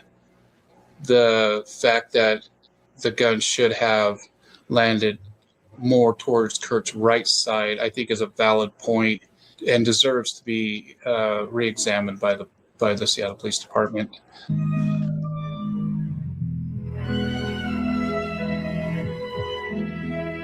Emphasize that I don't believe that this was an attempt by Michelle or anyone else on the team to manipulate any evidence or the facts. I believe that Brian Burnett was paid to do a job, and he presented this as his work. When you pay a professional to provide you with to do a job, and they provide you with this kind of information, unless you're familiar with the tools being used, it's hard to question anything that they present to you. However, I feel like I'm proficient enough with Photoshop to where when I look at this image, I don't see a way of achieving the effects that are being presented without manipulating the image itself, and not just enhancing the clarity of the image, but actual physical pixel manipulation. I got a little bit of grief over my interpretation of the evidence versus that of the experts. No, I mean, speaking of blood, I think when you notice the blood on Kurt's jeans, at the bottom of his jeans, I mean, that was like, for Mark Larson, for all of us, I think we were like, holy shit, this is a huge, huge deal. Was that something that was surprising to you? I mean, again, you did so much with so little photos and so little evidence. It's just very hard for me to go along with any kind of image that has been manipulated to demonstrate something that I'm not able to see by simply enhancing the clarity of an image, unless it's to sharpen that image or make it clearer. I have a real hard time going along with that, and so for me to write off and say yes, I agree with this, I just can't do that because I just can't see what's being shown with my own eyes. So I find it silly to think that Kurt would have been moved after he was shot, just because of what we could see inside the autopsy report and all the damage that was inflicted from the shotgun pellets and the gases being released into his head. His skull was literally shattered. Not only that, his scalp had fracture lines in it. So like ripping in his scalp, there was the entire midbrain was macerated, essentially liquefied. Dr. Hartshorn also noted laceration of major venous arteries, which caused massive hemorrhaging. So there was a lot of blood contained inside Kurt's skull.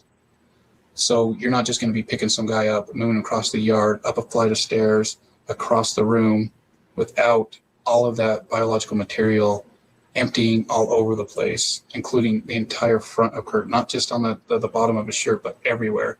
There's just no evidence of this. So I can't agree with this being a possibility.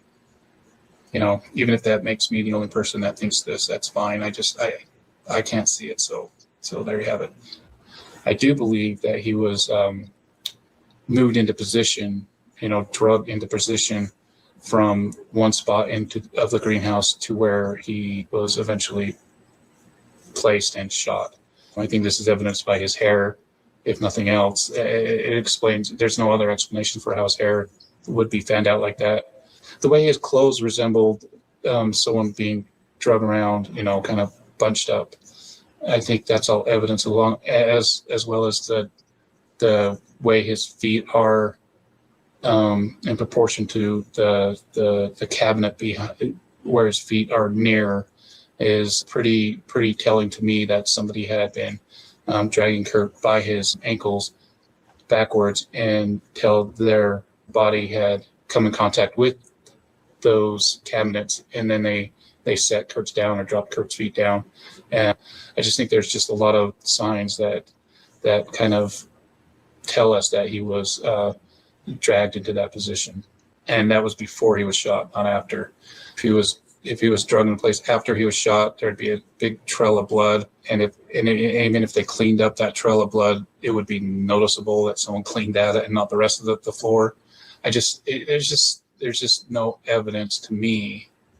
And again, I'm not the expert.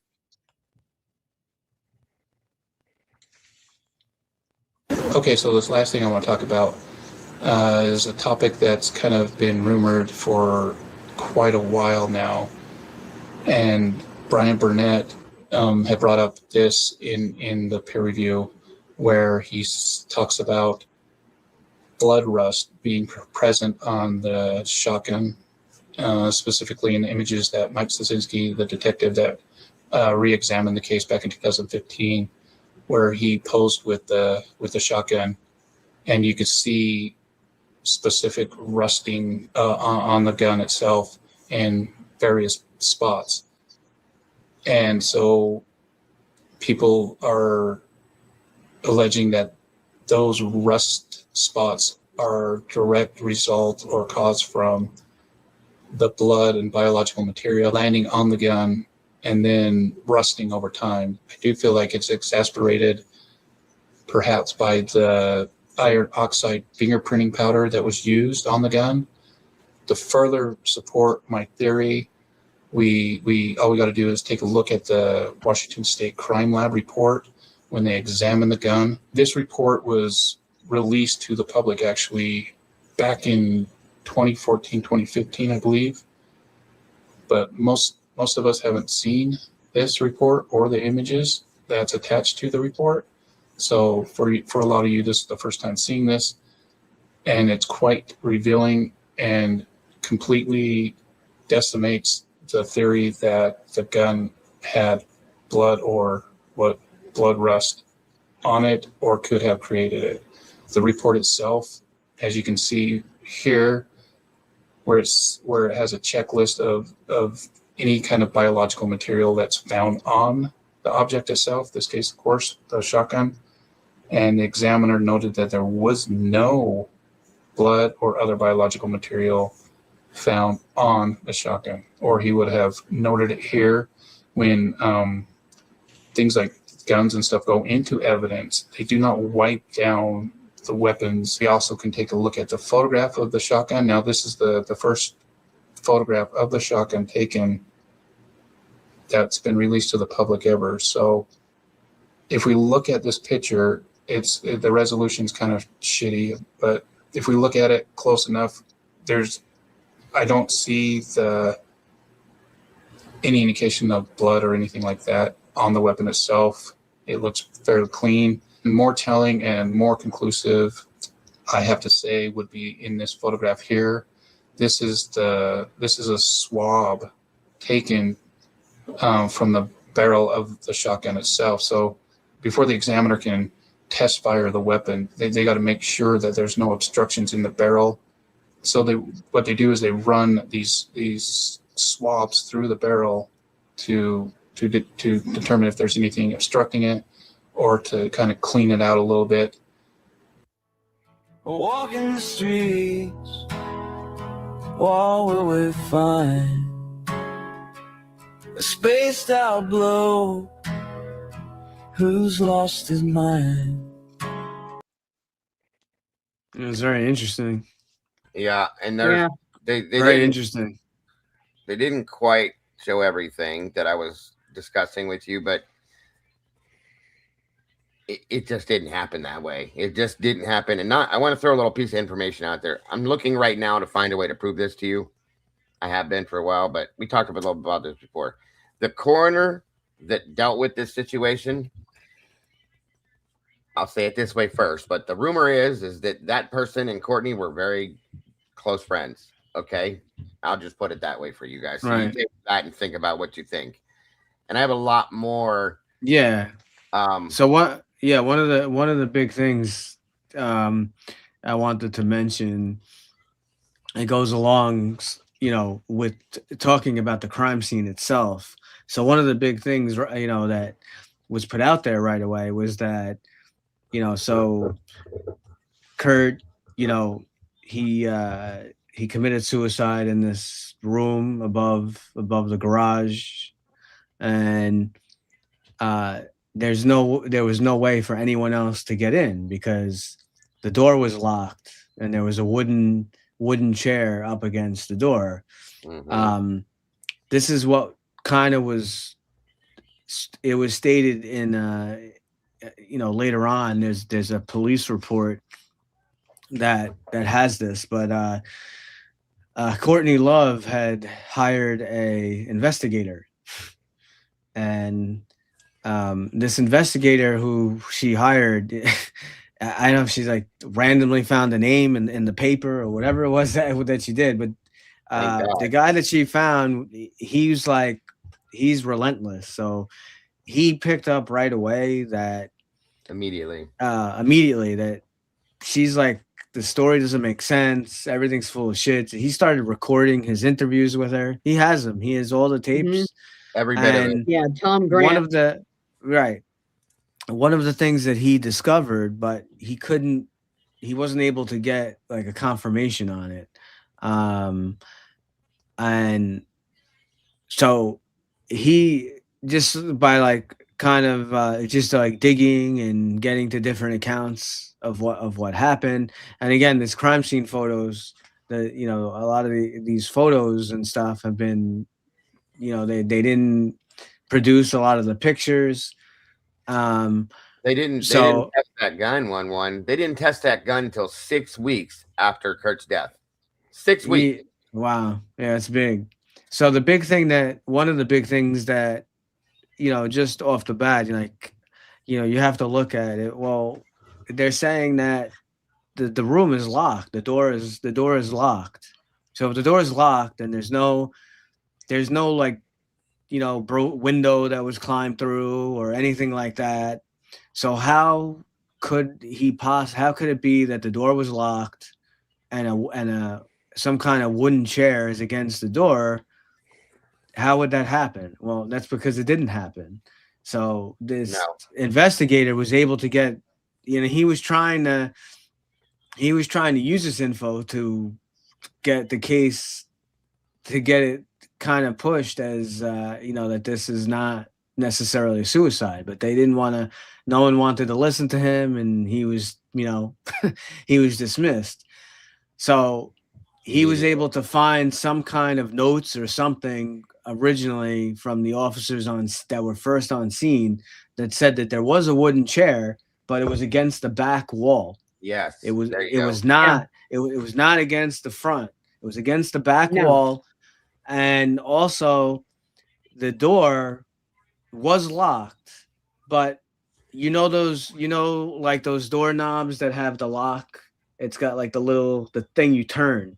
Yeah. So you could be in a room, turn it, lock it, and then leave behind you. So now the door is locked. Right.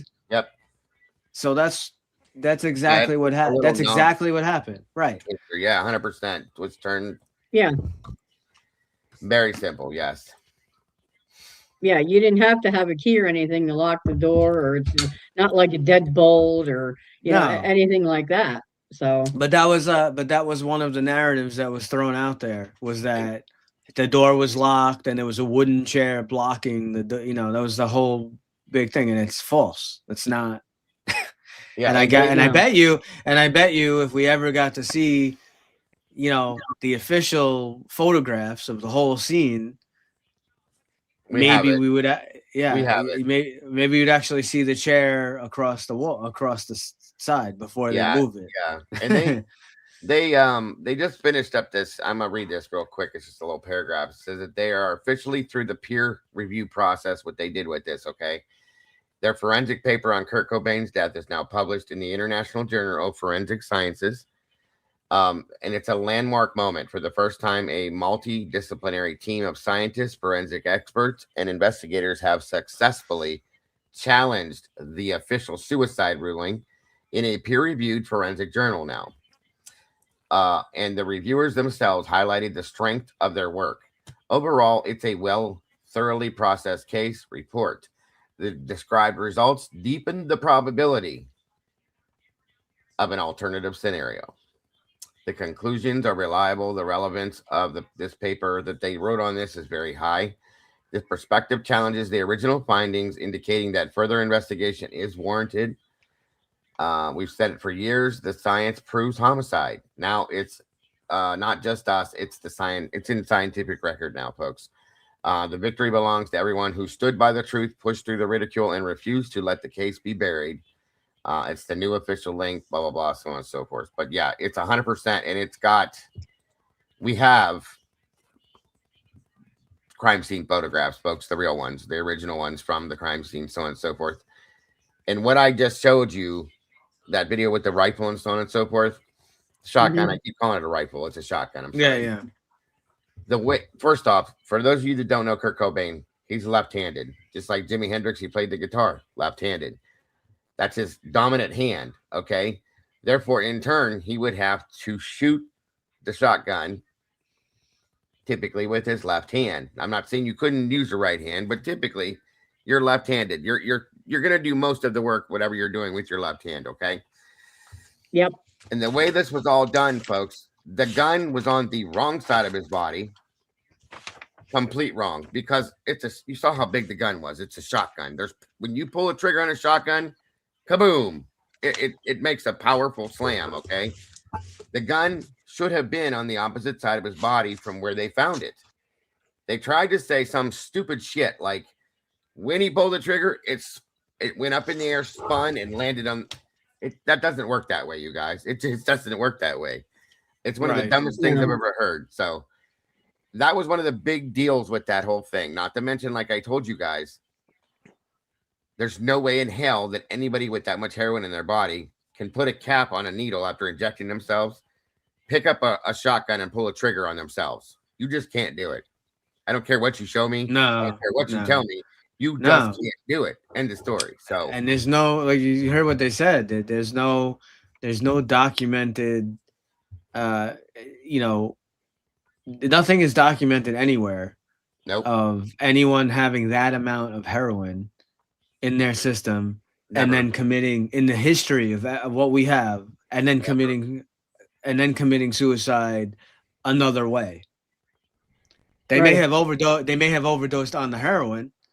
But there's no documented case where someone had that even close to that amount of heroin, but then shot themselves or then stabbed themselves or something. So that's pretty powerful info. Well, I think also the medical the coroner, the examiner, allegedly knowing Courtney Love is a major red flag. Big problem. Because that's a conflict of interest. It should have never happened to begin with, right? So that should have not been allowed to happen, number one. And then after, someone should have said, whoa, hold on a second. Now I understand maybe people didn't know that, but that person, if they were a legitimate medical examiner, they would have recused themselves, because I know Courtney Love, I know his wife, so that's a conflict of interest. So if they were a legitimate person in their field, they would have recused themselves. But then of course there's which people in the chat may or may not know, the same exact guy is the guy who did the autopsy on Kristen Pfaff 100%. when she allegedly overdosed in a bathtub and was found in a bathtub. So again, if that doesn't raise major red flags, Crazy. I mean, Yeah. this is what we talk about. These coincidences keep happening, and these questionable cases. Is it really a coincidence? I mean, you really have to ask that question because that's a major one right there. Yeah. And I Yeah. have proof that guy, that coroner was showing those photographs, lied. I have proof. I have the photographs that show the actual gun. Whatever they did, either they zoomed out too far or they photoshopped something where he's saying that there was none of that blood rust and all that stuff there. I have the photographs showing every bit of it, guys. It's right there. Mhm. So very interestingly enough, the one that he showed and said, I don't see it. I can't see it there. It's not there. You're a liar, bro. It's right there. I'm looking at it right now. Okay. So they use some other form of photography to show these photographs, but just to, once again, we're so used to this, to drive a narrative home. And like Joe just said, big conflict of interest. I'm sorry. So now at this point, I don't trust anything that guy says. Nothing. For that reason. So at that point, it doesn't. This is ridiculous. I'm looking, like I said, with the actual crime scene photographs. You can see everything that's there. You can see exactly what happened, in my opinion. Yeah, the one thing he was right about was the body being drugged, in my opinion, by the feet, the ankles, whatever you want to say. I'll say that's true, but there was a lot more involved in the positioning. This, like Kurt's, the whole scene was staged. I'll have 100% staged. There was somebody in there, if not more than one person in there with him when it happened. Somebody took the shot. They set the scene. They locked the door and left the room. Yeah, absolutely. Right. I believe it had to be more than one person. Oh, there was at least, in my opinion, 2 people in that room with him when this happened. Oh yeah, at least. Yeah. At the very least, yes. Yep. So, I mean, in that the blood on the jeans where it was at the bottom part, the guy was like, I don't see that, there's nothing there. I can't see it. I'm looking at it. We saw it. You guys saw it. It's there. The guy's complete deniability, folks, because he can't. It was either a favor or a hunk of money in his pocket for him to make the statements that he did. And guys, you know, right, as well as I do, okay, yeah, the coroners will do what they will do. I'll just put it that way. Okay. Oh yeah. So I mean, there's a lot. There's a whole lot to this that I can't even think about getting past. I'm just telling you. They have everything documented in this. If and when you guys want to go into this, if you want to, I have all of this here. It shows every bit about the heroin, everything, the lethal dose amounts, the abilities to it, to be able to do it, to not be able to do it. It's just not plausible, folks. It's not possible. Yeah, and the test that they did to try to mimic was garbage. Okay, 100%. Garbage. You know, ingesting methadone over an hour period. Okay, when you inject heroin, it's directly to your blood. Anything, and anything that's a needle, anything that's a drug, anything that you inject. That's why any medicine, anything you have that's, you know, you use a needle, you're gonna get the effect immediately because it's going right to your bloodstream. You know, right. And I mean, everything about this is wrong, guys. The letter that was left, that was written. Oh yeah, we'll cover that. The whole thing about that we're gonna get into. That I have that stuff too, all of it. Yeah, every bit of it, and every bit of it points away from him taking his own life. There's nothing in here that I've gone through, that I've read through, that I've analyzed that takes me to believe that. Diego, did you want to? Because I know because we mentioned like a few people, and this guy. Yeah, we can go into that. This guy's actually a little. He is important because this guy obviously did play a role, and I think obviously Courtney took full advantage of him being addicted to heroin and wound up becoming his handler. But if you want to just give people maybe a little introduction about Dylan. Yeah, I think we should start bringing everybody in that was involved in their lives and in the situation. It's a good idea. Yeah, absolutely. Do you have anything you want to present on? I guess Dylan. We can start with Dylan. Yeah, you can if you want. If you have something ready. For Dylan, I don't have anything in front of me, but give me 1 second here. Just let me go grab it. I didn't know what you had, so let me go grab it. No, I don't have anything in front of me for him. But he plays such a key role. He's involved in multiple parts of this.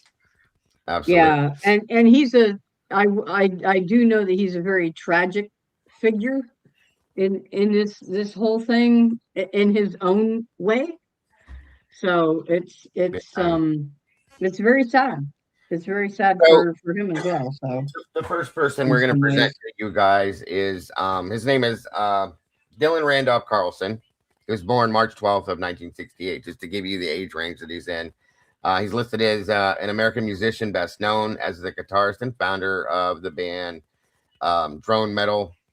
It was like a post-rock kind of, I don't know how to explain it, band. His music was different, I'll put it that way. And he was the main contributor to his solo project called Dr. Carlson. He's again from Seattle, Washington. His father worked for the Department of Defense. Interesting, Joe. Okay. Why does it always come up? Always. There's always someone that has to be connected. Reminds me of Jim Morrison a little bit there. As a result, moved quite frequently, living in Philadelphia, Texas, New Mexico, and New Jersey before coming back to live in Washington.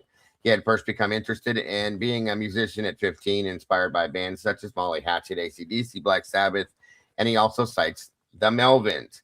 Now, the Melvins they're consistent with helping to create the Seattle grunge scene, I guess you could call it. They were more of a punk type band, in my opinion. But and Lamont Young, Terry Riley as major influences for his music. I'm just giving you a backstory on him so you understand who the guy is. It was Olympia, Washington. It's where he met Slim Moon, Greg Bobbier, Dave Harwell, and Joe Preston, with whom he would later form the band Earth, which was his first actual contributed band, I believe. During this time, he would often make sonic collages with his then roommate Kurt Cobain. So at that point, they were roommates. They lived together, so on and so forth. Yeah, they were kind of bouncing off each other. Go ahead. Oh, I thought you were saying something. I'm sorry. From 91 through 96, his band Earth had an ever-changing lineup. Carlson attributes a lack of full-length studio album recordings from 97 to 05 to legal and drug problems. Hence, while we're talking about Dylan had a very bad heroin issue, other drugs that he was involved in before that. But you're going to see the pattern here, guys, okay? He was a very good friend of Kurt and Nirvana. And like Cobain had struggled with heroin addiction, particularly so after Kurt died, it got worse. Okay, way worse, to the point where he was almost gone. I'll just put it that way. Now it's listed in the files that we read, that you've seen and read through, so on and so forth, that Dylan Carlson was the one that purchased the shotgun that Kurt supposedly used to take his life, which he bought at Kurt's request 6 days before Kurt's death. He was actually with investigator Tom Grant when he searched Cobain's home, but they failed to search the greenhouse above the garage. So if you watch the documentary Soaked in Bleach, it kind of shows a reenactment. They go through the house, and the whole time they're in this house, Dylan and Grant, Kurt's in the greenhouse, deceased already. They're walking and scouring through his house. At some point, you'll see in there where Dylan pulls like a sheet of, I can't remember the name, of pills out from under a mattress, so on and so forth, starts talking about that, blah, blah, blah. That's all part of what they're talking about here. But they don't go to the greenhouse. And it's funny because in some aspect, I think it was in one of the writings that Tom had or even recorded, he said somewhere, he said that Dylan looked at the greenhouse and kind of like started towards it, but stopped and then came back to the car at some point. And I think Tom questioned him or something. He was like, "Oh, it's nothing," and off they go. So and then the other big thing too was he mentioned how the bed looked. Yes. As well. The Like bed. the bed was like pure, it was like fully made, complete, like nobody had ever touched completely it, right? made, and that wound up being an argument later on because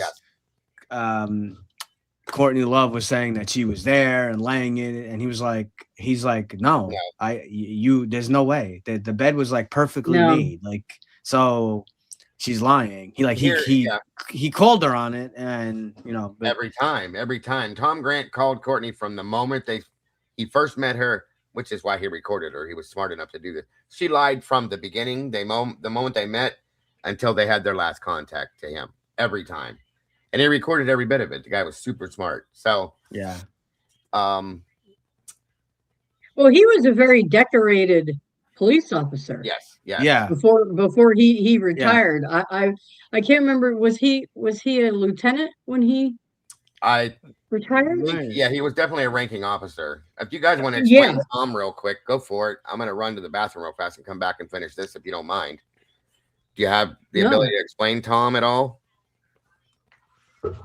I think he was LA. He was LAPD, correct? Yes. Yeah, he was LAPD. Yep. And I thought he was a detective, but I could be wrong about that because I don't remember specifically what they said in the documentary. But one of the things about when he was recording her was that I really liked. I thought it was great in the documentary was how she would quickly pivot and come up with an explanation, like the way that Courtney was able to turn on a dime, and anytime he questioned something that she did or she told him, she would immediately have an answer for it. Right. She was like, quickly was able to pivot and come up with an excuse.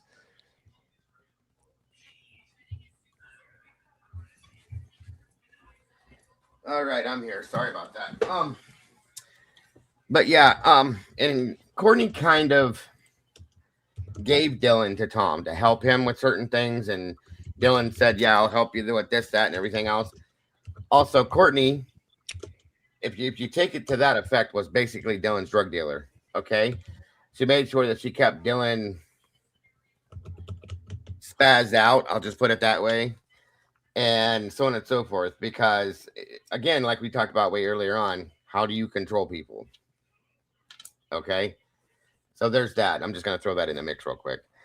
Back to where I was at real quick.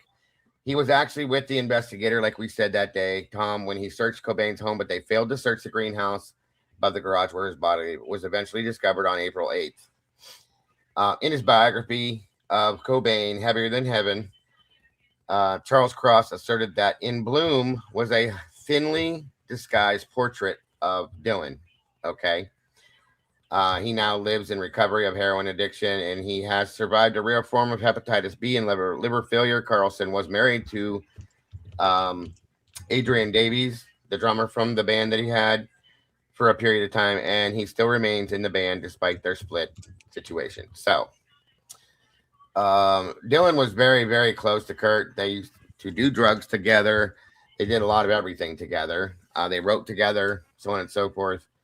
And he stayed with them for periods of time. And I believe the Seattle house, he was staying there. And also, that's where JJ mentioned earlier, Mark Lanigan. I never say his last name right. Is it Lanigan or is it Langham? Lanigan. I never said it right.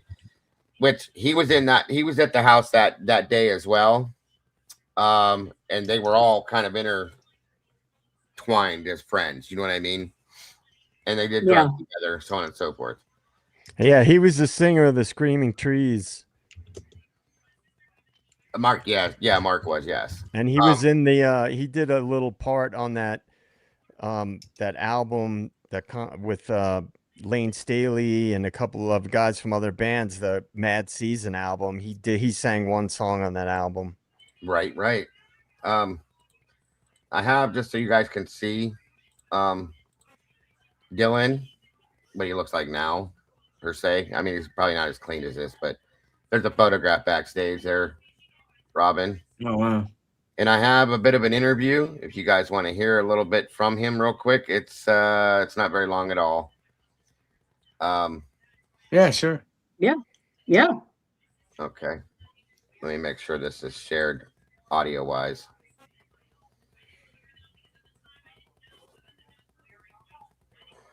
I'm gonna have to pull it down and redo it, Robin. I'm sorry. I'm sorry. I had to pull it down and redo it. I forgot to click the audio link on it. There you go. It's ready now. Oh, okay. There we go. There we go. So, first question that we wanted to ask was basically, you recorded a lot of solo material in the past under the name Dr. Carlson, and it was very diverse stuff. Like, you did a lot of work on all those different labels and the soundtracks. You did the tape on Tapeworm. And my question was, right now you're recording under your own name. Does it feels like, and also the label, obviously, you're on Surgeon House. I think it's your first album for Surgeon House. Yeah. So does it feels like it's a different kind of identity from what, you used to record in the past? Yeah, well, I mean, originally the idea was that Dr. Carlson Albion was stuff that was specifically orientated towards sort of English folklore and English folk music and sort of all things English.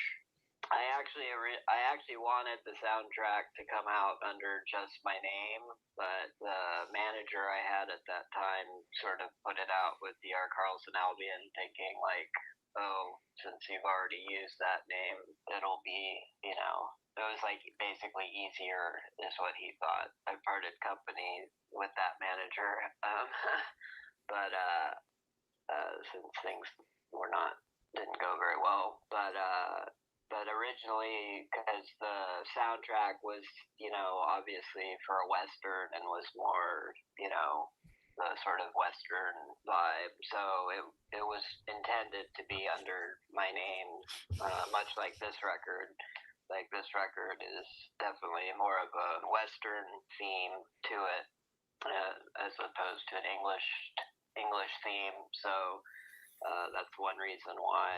I mean, I think some of the stuff that came out under the Albion thing was, I don't know, like it just kind of happened because I had used that, so people were like, oh, that must be his solo thing. But for me, I have sort of very specific ideas for each moniker. But obviously, like managers and promoters and record labels are like get annoyed because you've already built up like a sort of repertoire, or people know this, but then you come out and do something else, and then you want to use a different name. For them, I guess it's kind of annoying. But I don't know. For me, it's not. It's just some of the stuff I feel like that as a musician myself, and I also dabble in many different styles and types of music, and I feel like some of those things do need different names. Yeah, they're different. I just want to throw out to you guys that this is another situation that I think Dylan, I believe, was using Kurt for his notoriety to try to get him the fame, just like Courtney. Mm-hmm. Problem here again with the same situation. Dylan is another one that's talentless, in my opinion. I'm sorry. He just wasn't good, in my opinion. Therefore, he would have never been. I think a lot of people that tried to buck off of Kurt thought that they could beat Nirvana, and they didn't have the talent. They didn't have the mind that Kurt had to be able to create what did. Okay, so they just tried they tried to leech off of him, parasite to him, thinking they were going to get something out of it. And Dylan is another one that I believe was doing that right along with Courtney. So I just want to throw that out there. And I'm trying. There was a point in this where I don't care about him. In the earliest days of Earth, like things were quite set, and like we played the songs like. I mean, I've always thought it was weird, like the improvisation thing, like, you know, when you're first starting and do big long sustained stuff, and also playing tubes versus solid state and. Yeah, so that's all that was on this. It was something else that was in Okay. here. I have a better interview of him about that situation. I thought this had part of that in it, but I guess not. So we'll move on. Yeah. So just on a side note, I was looking it up. Tom Grant joined the LA County Sheriff's Department in 1969, and he was promoted to detective within just a few short years. In 1975, Grant left the Sheriff's Department, went into business as a security consultant. He later obtained his private investigator's license and opened an office in Beverly Hills, California, where he specialized in criminal investigations. Right. Yeah, so it was. Just to give a little info on him. Courtney was really stupid. For thank God she did it, but she was really stupid for calling Tom, because he was probably the worst person she could have contacted out of in the Los Angeles area as far as a PI, because he was by the book. He was right about everything. He did everything the way you should. She could have contacted anyone that day, you guys, and she chose him. Thank God, because anybody else probably would have never looked at her sideways just because of who she was. He looked right past that. He had no idea who she was. He didn't care who she was. Right. He did his job, and thank God, like he did. It's wild. It's just wild. The first and only person she called, and it was him. You know what I mean? Yeah, it was interesting that the way he was, like, he wouldn't take her shit. Right. He would not take her shit. Yeah. Nope. So, well, do we want to leave it there for the night and then pick back up next week? It's about we got a couple more people to bring to the surface. Sure. We still got a lot of stuff to discuss. Lots and lots. So, we're just now starting to dig into the good stuff, you guys. So. Yep. So we are going to be getting into the meat of it now. So I guess we'll go around the horn here and let's go JJ Dago 1-1, and then I'll close this out, I guess. Yeah, good stuff. And I do think it's important to go into the background of things. I know I saw some comments in the chat mentioning people's names.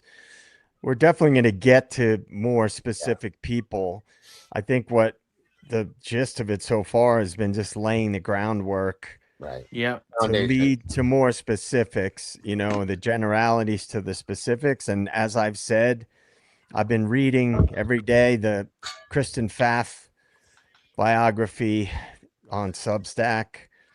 Mm-hmm. And I have to say, I don't usually say things like this. This is a little off topic, but I identify with her a lot, which is it's interesting because I don't usually identify with people that had some notoriety or whatever. I just read about them because it's interesting. But she was an athlete. She was very highly academic, but she was also really creative and like a really intuitive type of person. Very Unfortunately, smart. Creative types oftentimes fall victim to substance use, especially if you're in a band that has notoriety that's around you. We've all talked about that. That's around that scene a lot. But I really actually, as I've been reading this, I feel like we're about the same age. We would have been in high school about the same time. And looking at her pictures and reading about it, she was like a lot of girls I went to school with that were sort of, they were into sports, but they were also like drama people, or they were musicians. And it just reminded me of somebody that I identified with. So it's made reading about her even more compelling. And she'll come into the picture later on. She was super talented too, you guys. Super talented. she didn't even Courtney didn't deserve her in any way, shape, or form. I'm just telling you right now. So yeah, she was a badass, classically trained pianist, a cellist. She taught herself bass and was a badass bass player. So that'll be an interesting thread to pull as well. That's right. That's right. Pull those threads. Yeah, there's so much, and there's more to Dylan that I'll give you guys. I knew we were coming to the end, and I just wanted to give the quick basics of that real quick so that you had an idea. And there's quite a few other people that will delve in. Like JJ said, it's very important to understand the backstory behind everybody that's involved in this, so that you get like a visual of what's going on when this is all happening with every person. You know what I mean? And who's who, with who's not with each other, stuff like that. So right. But I think up to this point, the foundation's been laid for the most part. There's a lot more to get into with the crime scene, and so on and so forth. So I hope you guys are here for it, because it's coming, lots of it. So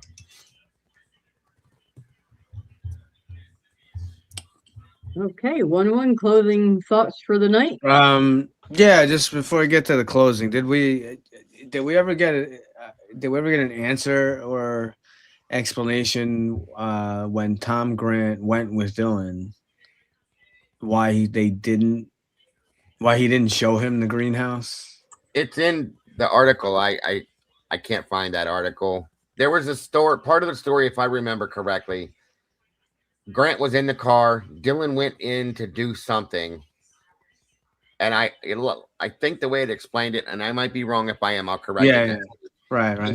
He started to go towards the greenhouse and stopped and stared at the door or something like that, and then he, at that point, finally turned around and came back to the car. Grant said he remembered watching him do that, but then there was nothing else that went down. So that always told me, and I'll pull the actual article next week and I'll review that with you guys if you guys want me to, that for some reason it was almost like he knew something, which we will get to. He knew something but wasn't sure what to do, and it could have been related to drugs or the guilt. That I'm going to call it guilt. I'll say that. So I'm going to say drugs probably mostly, and it was raining outside. Yes. Tom said he didn't see the greenhouse. That's what Tom said. But there's another part of the article where he was watching Dylan. Thank you for that, Offset. Yeah, he didn't see the greenhouse, but he was watching Dylan like he was going that direction or something. Like I said, don't quote me 100% tonight. I will get the actual article and I'll read it to you word for word by next week, guys. So something to have you to look forward to, because it's an interesting part of the story and it makes you go, wait a minute, what's going on? You know what I mean? Especially considering who Dylan is. Dylan being Kurt's best friend. It makes the story. That's when I saw that part, I started to go, wait a minute, what? So that's your expectation for next week to look forward to. There you go. Yeah. Well, thanks everyone for coming out on Sunday night. Great discussion as always with the panel, the denizens, the meatballs. We enjoy doing a deep dive into these cases and bringing out these inconsistencies. I mean, that's all we could do. Yes. I know people say but what's the point? Why? Well, you can't give up. Yeah. Maybe if enough people are woken up and, I'm not sure exactly what Courtney Love's her. I don't know what her angle is there to get Candace Owens involved, because Candace Owens is not going to pay her off. Candace Owens isn't going to be controlled by Courtney Love. I'll tell you that. Not at all. So I mean, there's a whole narrative, a whole thing with Candace Owens, but I don't know if you ever watched anything about the Stephen Avery case. Oh yeah. Did you see Candace Owens? She basically destroyed that whole Netflix documentary. Absolutely. And she no holds barred. No holds right. barred. She ripped it apart. So I mean, Candace Owens she's got the best. So I don't, I don't know why she wants to get Candace Owens involved, but that, maybe it's a good thing. Maybe getting Candace Owens involved is, maybe that can bring enough,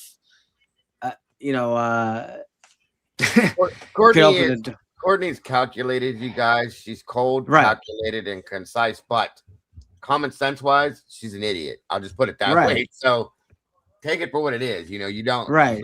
But that's what I mean. Like, it's gonna blow up in her face. Right. So exactly, that's what I mean. She may give this whole big, narrative, this whole big, book to Candace Owens, and if she actually decides to take it up and look at it and be like, what the hell is this nonsense? Like, this doesn't make any sense. Like, well, for Courtney, what says that to me, she probably figures it's publicity for the book. Yeah, of course. Right. Until Candace looks into audience. Yeah. So yeah. So even if it's bad, even if later on Candace gives a bad review, so to speak, of this book, Courtney's still going to make out monetarily. Oh, of course. Yeah. Yeah. Yeah. And she doesn't have people are going to buy this book. Right. She's dead, guys. I just hope it blows up in her face. I do too. Yeah, I do. If you look at Courtney right now, her music career. What music career? Right, her acting career. So she has nothing, you guys, and she's probably heading towards this, thinking this is going to bring me back. Yeah, well, you grabbed the wrong person, just like you did with the PI. You grabbed the wrong person to do this. I'm just telling you. Yeah. Right, because I'm just saying. Because I'm just saying, because Candace Owens, with her reach and the, maybe not her immediately. Maybe she, someone she's close with, or someone, this case never really made sense, and she may take a deep dive look into it, and she may be like, you know what, you're full of shit, Courtney, and what is it may wind up really turning around.